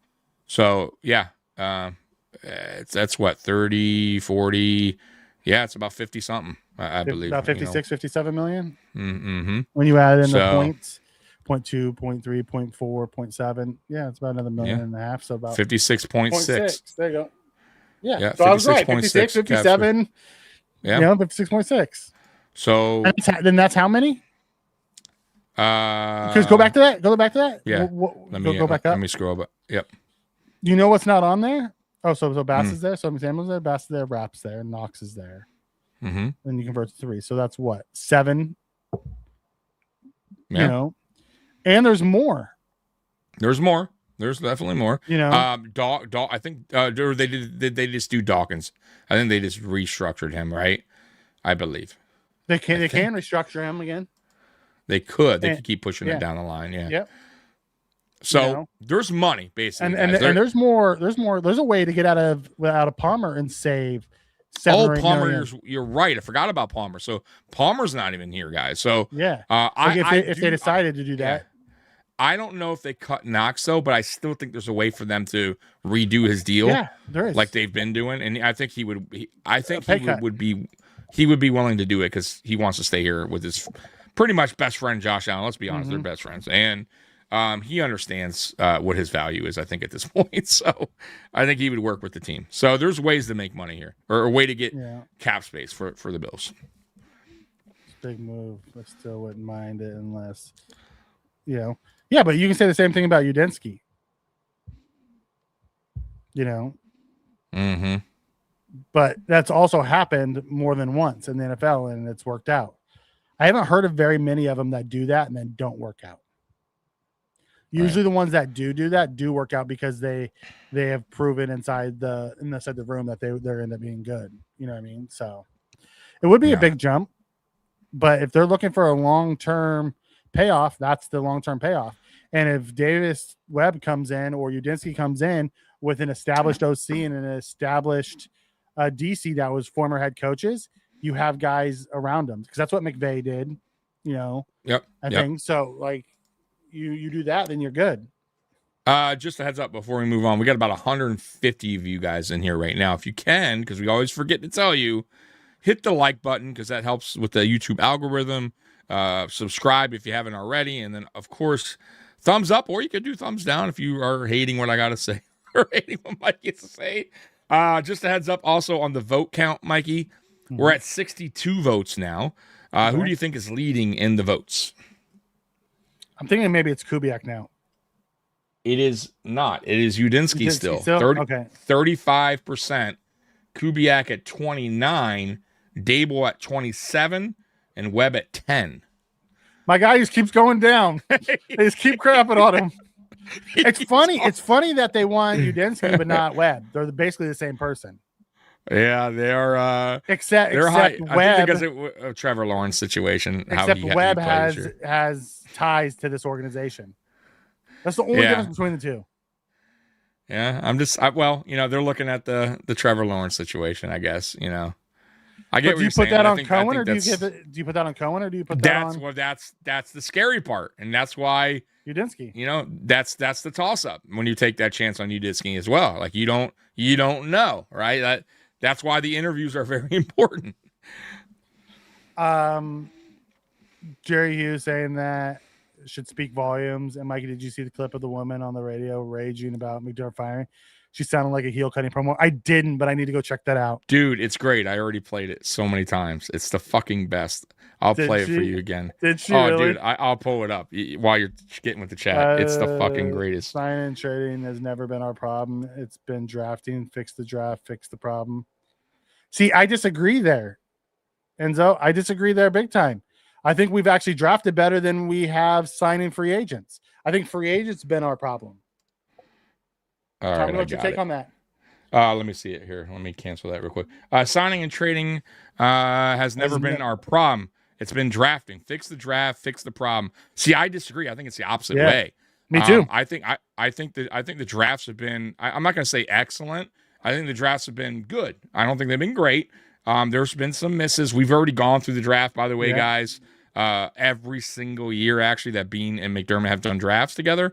And honestly, guys, you're missing out on a lot of the good, because I think you guys are sometimes people concentrate on one section, on the bad picks, and then ignore the good picks. So there's a lot of good if you really truthfully go through these drafts like we did. There's not X factors or needle movers. I get that. Well, that's not true. So James Cook is a needle mover. Obviously, Josh Allen's a needle mover. I would say Spencer Brown is a needle mover because his offensive line is one of the best in the league. I would say Osiris Torrance is not there yet, but he's really good, and I think he's a high ceiling still. I think the issues on the defensive side. And the defensive side is where, and I got to say, though, and me and Mikey been saying this, he also was building up for McDermott's scheme and getting guys that fit what he wanted. So I get what you're saying, but that McDermott's slightly to blame there. Now, free agency, I think he's done a poor job for the most part. I'm not going to hate the Von Miller signing. Guys, he had 8 sacks. He was on pace to get 12 that year. Like, you know what I mean? If he didn't get hurt, like, that was not a bad signing. It's just bad luck. Joey Bosa wasn't a terrible signing. He had a good year. But outside of that, I feel like a lot of these 1-year guys are misses for the most part. These 2-year contract, 3-year, Curtis Samuel was bad. Josh Palmer seems like it's going to be bad. So there's been some, Ogunjobi was a bad, waste of money.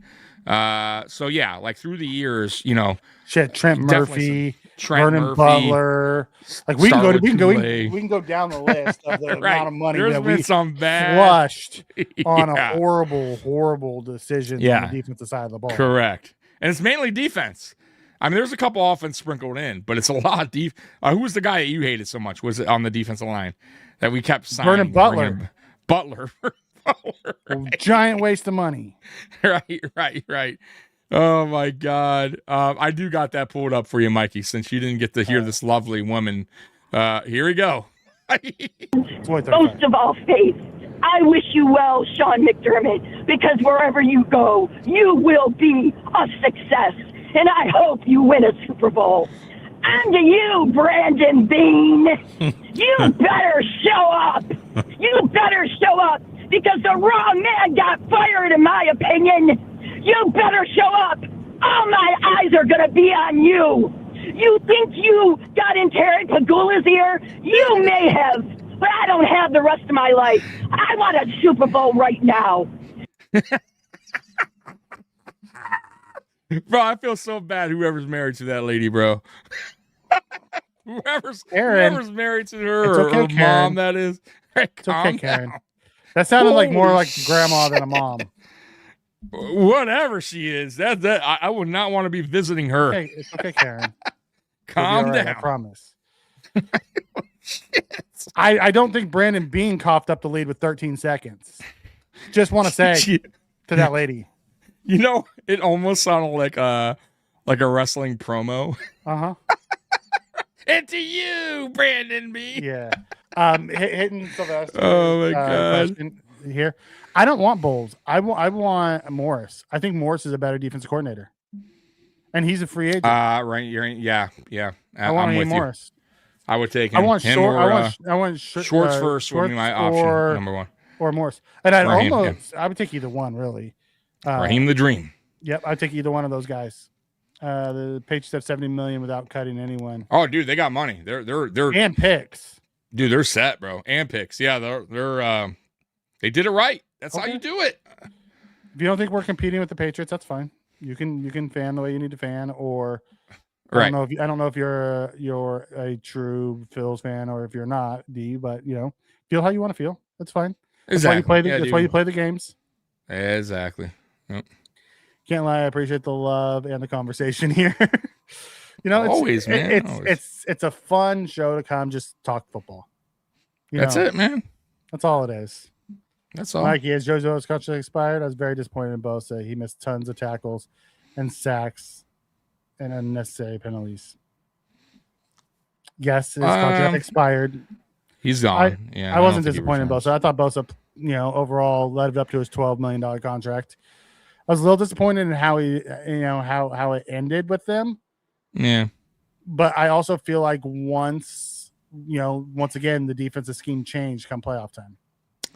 You didn't see attacking. You did not see them attack until the second half of that Broncos game. Then they started attacking. Yeah, I mean, did he miss some tackles? Yes. Did he miss some sacks? Yes. Unnecessary penalties wasn't really a Bosa thing. I mean, go back to that Jerry Hughes comment. I mean, it's story of McDermott, right? Things got tight. He got tight. Zone, baby. Right? What does that tell Jerry Hughes? That's Jerry Hughes basically saying, fuck it, we do.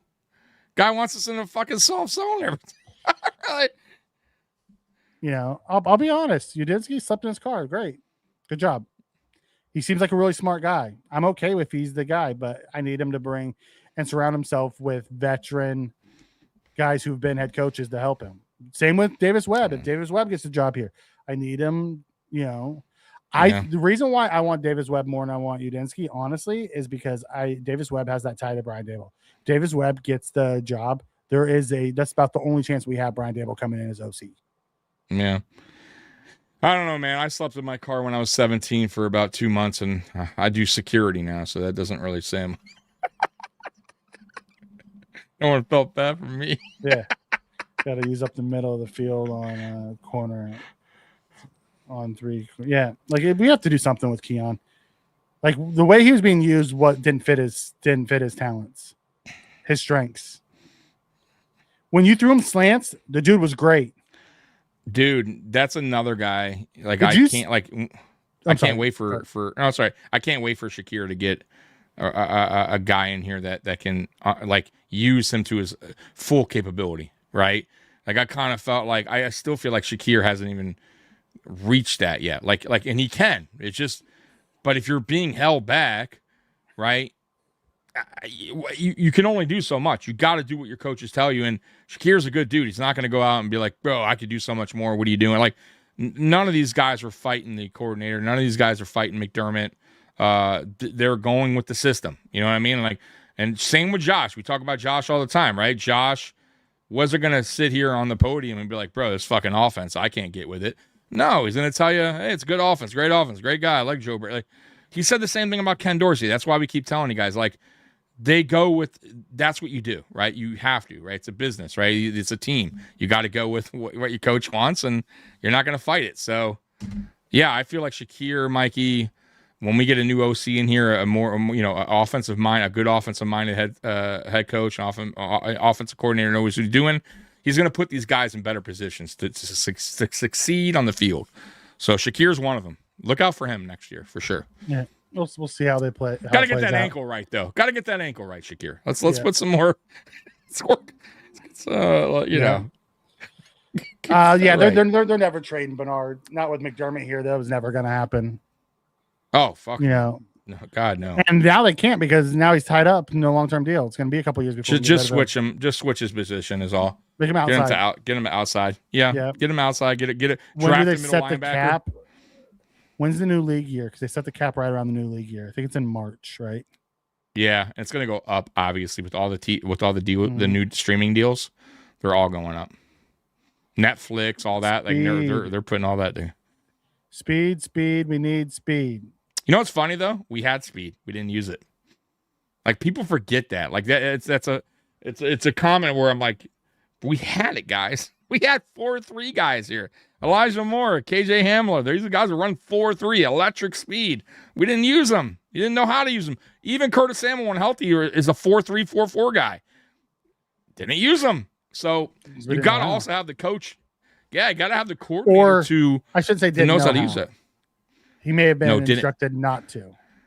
Or maybe just didn't really understand what to do with that player. I have a hard time. Again, like you were talking about Josh Allen, I have a hard time. I've watched Joe Brady do things. I have a hard time believing that he couldn't figure out how to use guys. I do. Well, I have a hard time with that. I get you do, but with LSU, once again, he didn't play. I'm not even saying the LSU play caller. I'm going back to his time with Carolina. Dude, he got Samuel over 1,000 yards. Like I have a hard time believing he couldn't figure out how to use these guys. But he struggled with scheme.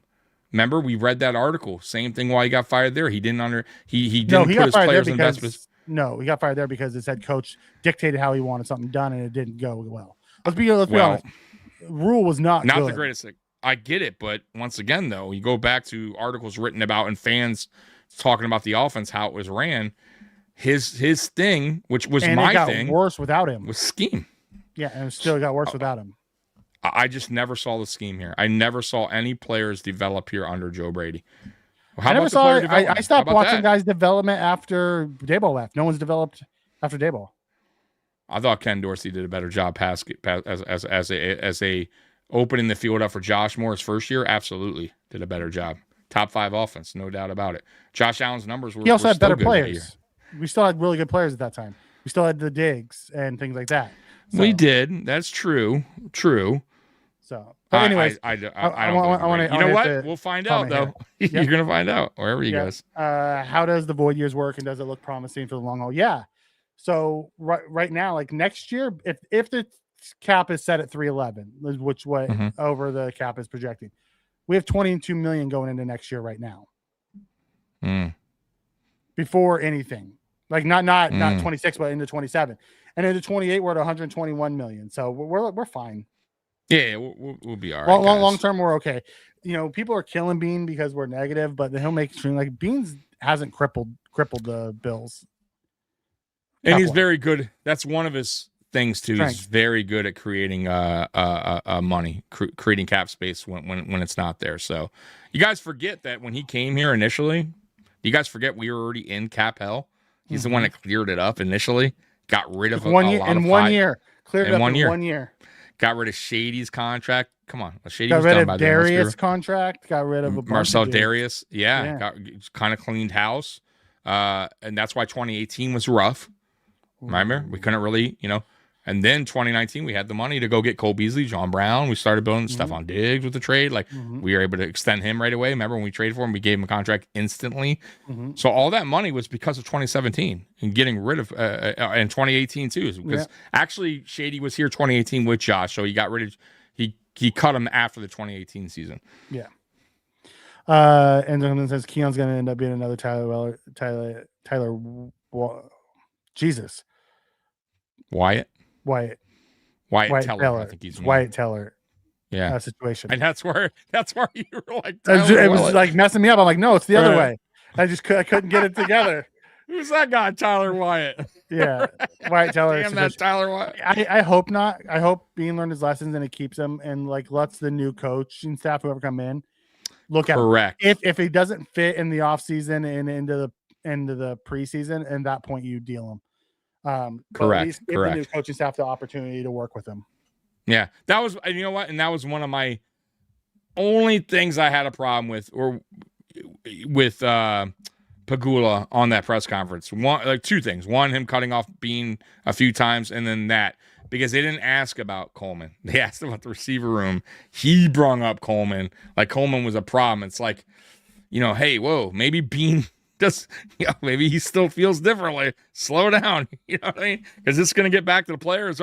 He's already in, his thinking process of what's going on here. So I didn't like that too much, but we'll see what happens. You're right, Mikey. Let's see what happens with the new coach.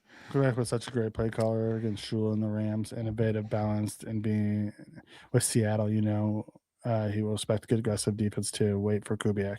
I'm with you. I'm okay with if they decide they want to wait. I would love Kubiak. It's just not a guarantee.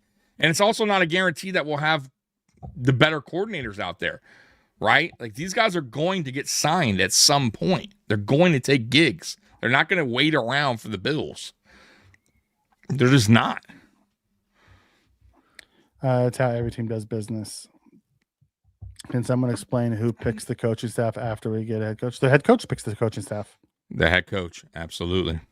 When they meet with the owners to talk, and Bean and Pagula is like, who's on your coaching staff list? Like, who are you going to bring with you? That's part of their interview questions. Exactly. Who's your guys? Who's guys that you already want to, that you talk to that is willing to ride with you, right? What about this? I'm sure they'll mention guys, though. What do you feel about Raheem Morris? What do you feel about Schwartz? What do you feel about, I'm sure they'll bring up names. By the way, Rex Ryan, no, but I still respect Rex Ryan. I think he gets a really bad rap as far as being a head coach. I didn't think he was as bad as everybody thought. Career-wise, I thought Rex Ryan did a phenomenal job with the Jets. So I have no problem with Rex Ryan, just not coming here. Stay an analyst. That's what you do well. For now, just, no bueno. Yeah, Udinski made Sunshine MVP finalist. Kubiak took Darnold to the Super Bowl.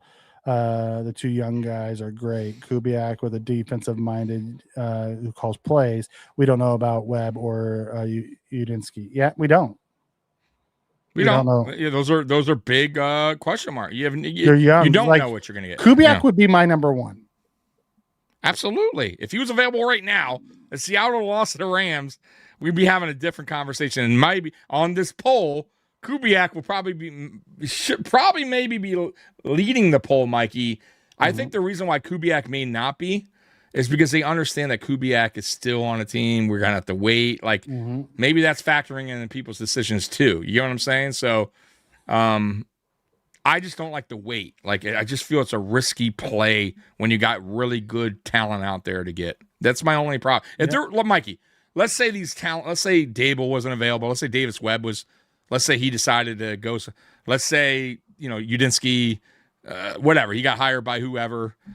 Okay, at this point, now you're down to, right, Joe Brady and, guys that, right, they're not so high on. Fine, you wait for you have no problem waiting for Kubiak. But I don't have a problem waiting for Kubiak now. It's a risk. Because I'm not as high on Dable as you are. Yeah, but even if it's not Dable, though, Mikey, I'm still high. I would still take Webb.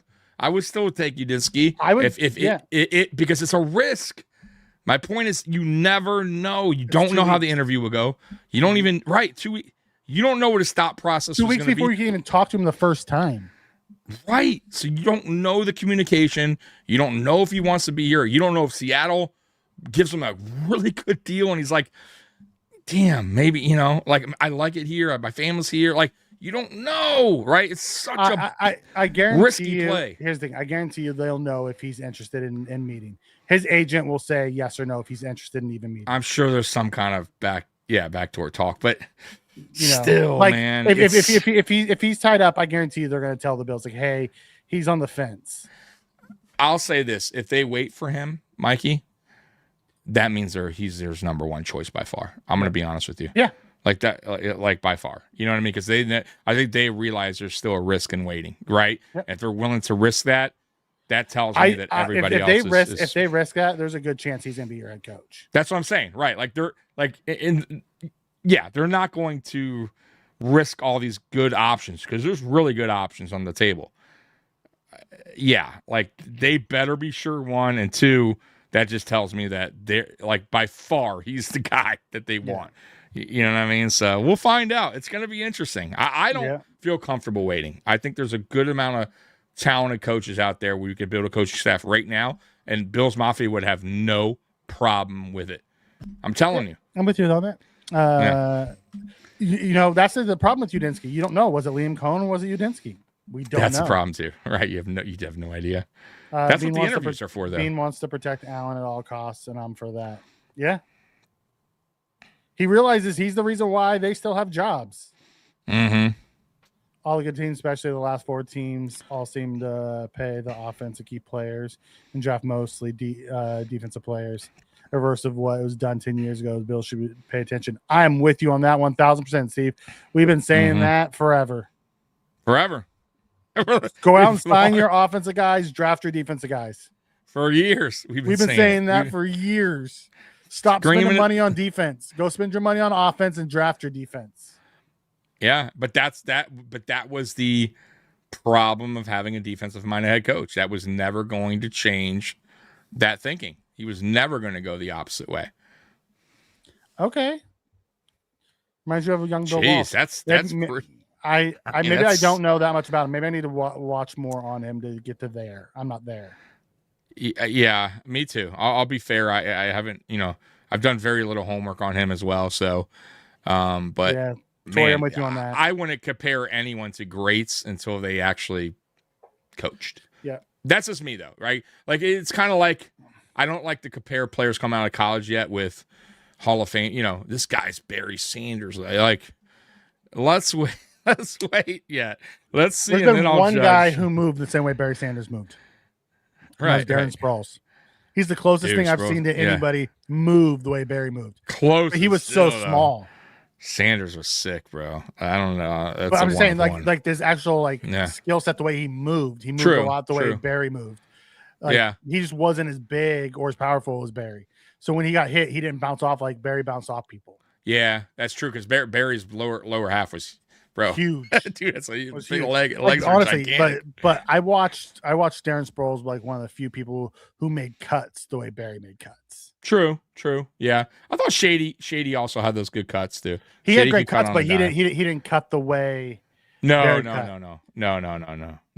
Like you would watch Barry go backwards, take 2 steps left, go right, and then go. Like the only person I've seen actually move that way is Darren Sproles. Right. Yep. Yeah, I mean, kind of like we're talking about, like Derrick Henry, like years from now, whenever the next bigger running back, like his size. I don't know if there's ever going to be another Derrick Henry. Right. That's the closest thing to Derrick Henry was Earl Campbell and Eddie George. Eddie George was like Derrick Henry. Eddie George was damn good, bro. He had his little run for a little bit, man, huh? Eddie was great. He had his run. He was big like that, but you don't get them very often. No. You know who I thought maybe could have been kind of was Najee Harris when he first came out because he had the speed and the build. Remember? But he just didn't. It didn't transfer over to the NFL. He's not a bad running back. He's just he didn't live up to expectation. Najee Harris. Najee. Yeah, remember he's from Alabama. Eddie Lacy was the same way. Yeah, so he gained fucking 150 pounds. I know we're going to draft trenches in order to win. Our trenches don't win. Okay.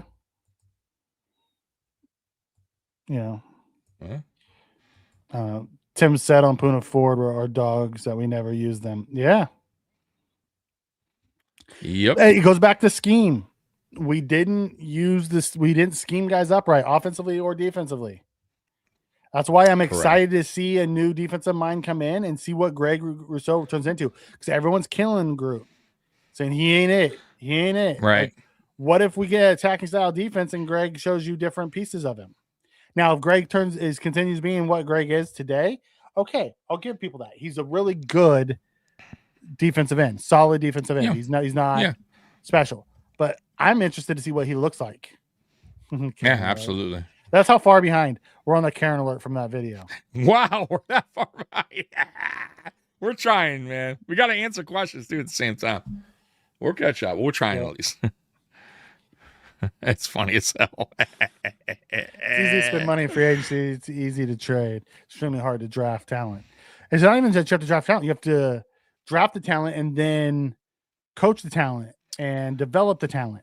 And that's part of what we were missing. We could draft talent all day long, but you have to develop the talent. Like Puka was a talented receiver. Sean McDermott developed him. Yeah, exactly. And Purdy was a talent in the 7th round. Kyle Shanahan but he also developed him. Yeah, developed them and put them in a scheme that worked for them, right? Like also they had, Puka had a Hall of Fame quarterback who's precise as they can come, right? Like he got put in himself a good situation, right? That's also right. Mikey's absolutely right. Like some of these players coming out, I think I talked about this with Captain D today. Some of these players that come out, because we talked about Sam Darnold, Baker Mayfield, they getting put in bad positions right away, right? Bad coaching, bad coaching staff. They don't get developed right? Owners are even bad. And then they move on. And sometimes they move on and you see their development right away because they get with a coach that knows what their strengths are, works with them, fixes their flaws, and you saw it with Baker. You see it now with Sam. Some players are like that. They move on, but on the flip side, Mikey, there's players they look very good in college or top 10, top 5, but for whatever reason, it just doesn't transfer over to the NFL. It happens. You know what I mean? Like the draft sometimes is a coin flip. None of these guys are for sure. It's all coin flip. That's what I'm saying. Even the top 5, it's talent right? that needs to be developed is what it is. Correct. Yeah, and some of these guys just for whatever reason they can't get it right. Like some can, some can't. But we've seen draft busts forever. Number 1 picks even just flaking out. They just can't do it. So Cato says, gotta use Shakir like the Lions use St. Brown. That would be beautiful, wouldn't it? St. Brown's a beast too. Yeah. Mikey, Sean's playbook is just 2 words. Soft zone. Yeah. Use them like softer, right? You know, at the end of the day, it's wild. Do you agree we should get bigger defensive players? Yes, we should get bigger defensive players. Absolutely. Get me a 1 tech that can stop the run. Absolutely. Jesus, we've been saying that for years. New coaches equal new coordinators. The line. Yes. I'm a Giants fan. I'm not hating on the Bills. I'm just looking at the team's situation. Okay, yeah, no, that makes sense, and that's fine. Yeah. I mean, I've been talking about. Yeah, I mean, we're honest here too. I've been talking about the Patriots for 2 years, bro. So, you know, where we fucked up, and I think that's another reason why Sean's gone too. Is our window was really open. Like it was like a sliding glass door for a minute, right? Like because the Patriots were still trying to figure shit out. The Dolphins and Jets were shit.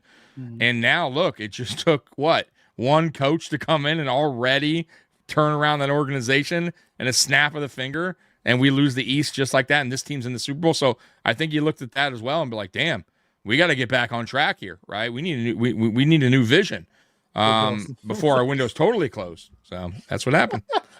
Steve's just on one tonight. He says, if watching the Patriots doing what the Bills couldn't have done if they just won the AFC East with Diggs and Mac doesn't make you hate the GOAT loser McDermott, nothing will. Go Bills. McDermott sucks. Absolutely, Steve. You're spot on, bro. That's why I'm just shocked that there's still some people in the McDermott fan club. I really can't believe it. I really hope not.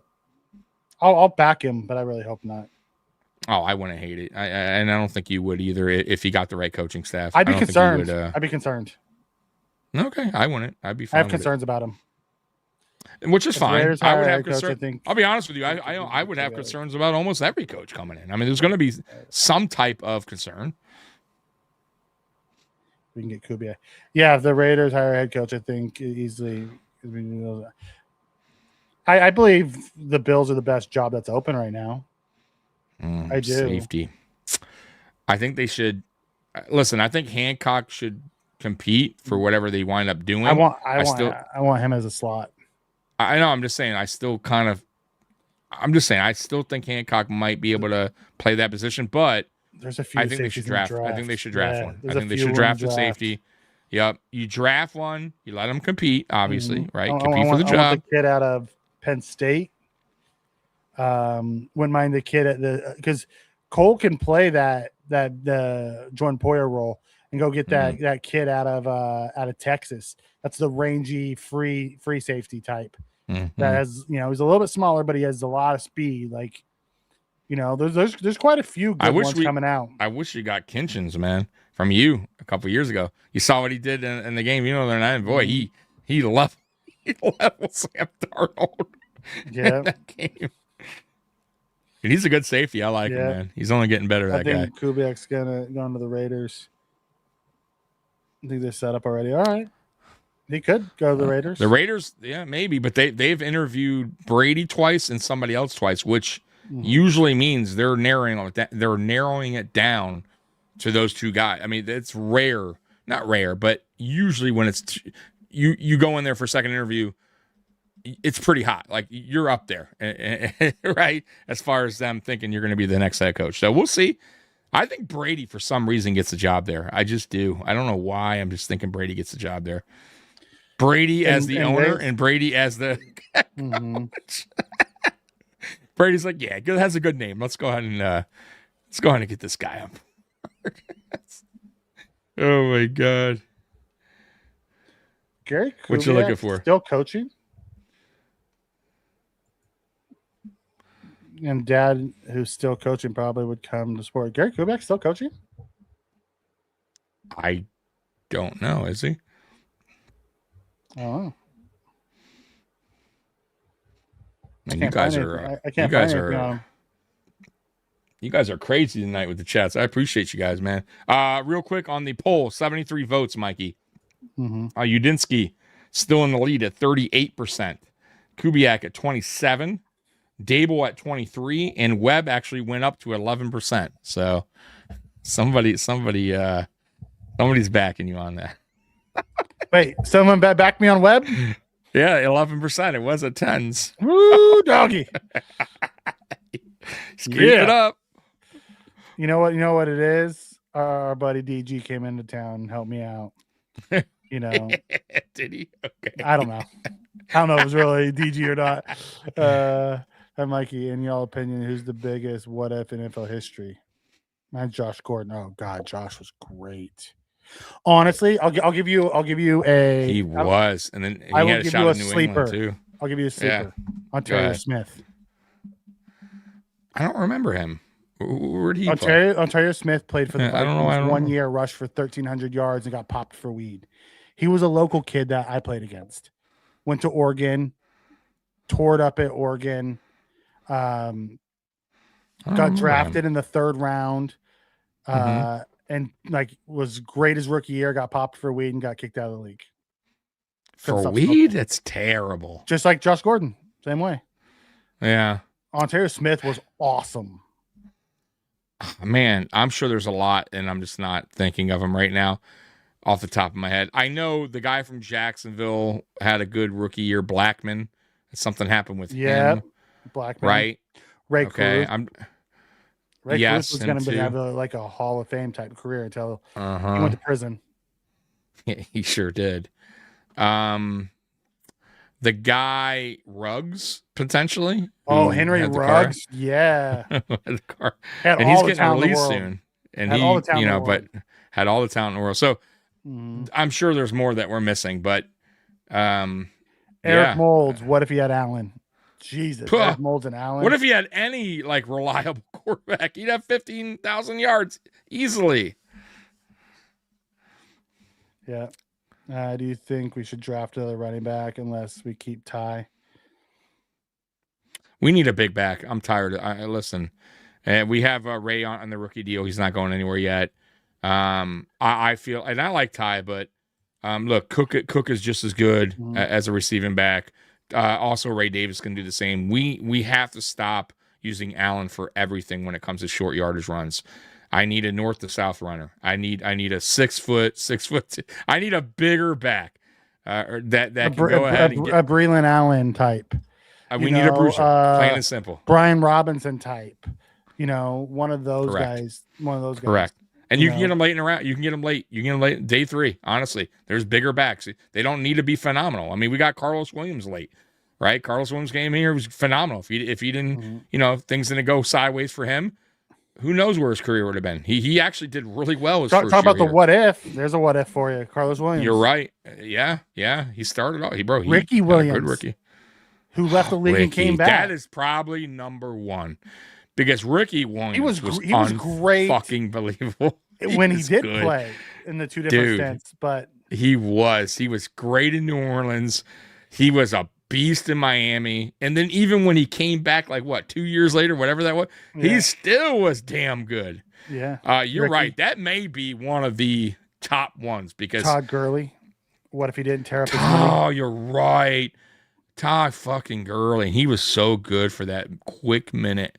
Then he just his knee, and that was it. Yeah, that was a wrap, Jack. Yeah, damn, dude, Todd Gurley. Remember everybody wanted him a fantasy. He was number 1. He was that guy was a beast. Good. That was so good. I forgot about that. DG wants to know what DC, Morris or Shorts. That's who I want. Shorts, number 1. If I had an option, yeah. I want an offense to go with Josh. Yep, I'm with you on that. Would you guys be okay if the new coach came and kept Babbage? No, I would not be okay with that. Fuck no. No. No. Sorry, Babbage. Go with McDermott. Wait for McDermott to get back. Or go back and be a position coach. He was a really True. good positions coach. He was a really good linebackers coach. Yeah. Yeah. He just wasn't ready for DC. No. In the past interview, Bean said one of the biggest draft regrets was passing on Puka and picking Justin Shorter. That was so bad. That was bad. And I remember I did a video on how Justin Tommy Shorter was so big on Justin Shorter coming our out. Sneaky draft. Two of them. Do you remember I did 2 videos? I did one in Shorter, and I did one earlier before Shorter. There was another receiver we got. Yeah. He was really fast. I forget his name, but I'm like, oh, this guy could be. And his mom commented to me. She's like, that's my baby. And I'm he didn't work out. I forget his name, Mikey, but he was really fast. Marquez. Yes. Stevenson, right? Stevenson. Yeah. I'm like, dude, this guy was fast as hell. Out of I was like, Houston. yes, and he knew Ed Oliver, and I'm like, oh, dude, this guy can be. And he came in, he's a punt returner, and he broke his foot right off the gate. Never got back to it. Never got back to it. Oh no! Is Sean McDermott the greatest wild card coach of all time? That's funny. Yeah. He's undefeated, baby, in wild card. Yeah, that's funny. Remember when McDermott started making the playoffs? The extra wild card was a slot that didn't exist under the old playoff rule. McDermott would have been a 1 or 2. Would have been 1 and done 2 more times. Yeah. Would have been more than that. Yeah. We would have been more than that because we would have played it because at the 2 seed, you would have got the bye week. Yeah, and we would have played in the divisional round, and we've lost, 4 times in the divisional round? You're right. Forgot about that. Yeah. Yeah, because we never won the 1 seed. We never got to 1 seed. It would have been I think it would have been 3 more times. Yeah. Yikes. Oh man. Y'all wanted to ask in order for the Bills to get to the Super Bowl. It's pleasant. You guys need to get to 1 seed. Or do you still think I don't think it can be done with the 2 or 3 seed. It can be. We just need a better coach. Plenty of teams. Not only that, there's plenty of teams that get to a Super Bowl, win a Super Bowl that aren't. Look right now. There's a number 2 seed in the Super Bowl right now. Exactly. New England. Yep. Absolutely. Yep. I wouldn't mind seeing us get an offensive minded head coach and then let's go get the Callahans. Yeah. As the son as the OC and the dad as the offensive line coach because he's Bill's great offensive line coach. Mm-hmm. I'd be okay with that too. Tom Marinovich is and I don't think Mikey remembers him, but he's a very interesting story. His dad, his dad pushed him to play football. Mm-hmm. Like there's a documentary on it. He didn't want to play. He never. Oh, so you do remember? Okay, yeah. He didn't enjoy it, but his dad was like a military dude, like basically. And when he finally got it in, he just was, when things he melted away. Yeah, he's got on drugs and shit. Joey, how did I forget about Bo Jackson as a what how if? Did we forget? Yeah, one of the biggest, if not the biggest. The biggest. And with the freak injury, by the way. He was running so hard that his hip got tore out of his socket. Nowadays they could put it back and he'd be okay, but back then there was no fixing it. They didn't. Yeah. They fixed it, but he had a lot of complications. And Aaron Hernandez. I feel bad for him. One. Yeah, before he lost his.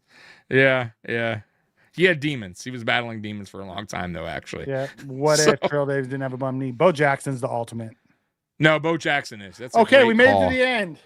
We did, and I'll get to the other videas next week or whenever we go live. So we did, man. 2 hours, guys. It was fun. We got to all your chats.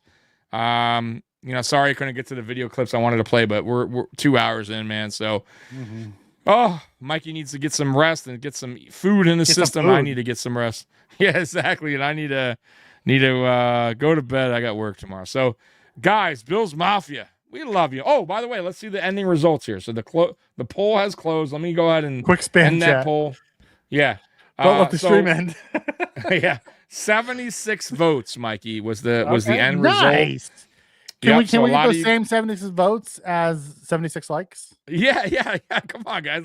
Let's match the votes with the likes, please. But Udinsky wound up winning 39%. Kubiak at 29, Dable at 24, and Webb finished with 11. So there is your end results to the poll. Yeah, boo. And yeah, so who that man that put the chat together? I'll be back Friday Night Lights at 8:30. Danger Zone. Yep. Danger Zone wants to trade you Braylon Allen for Keelan Coleman straight up.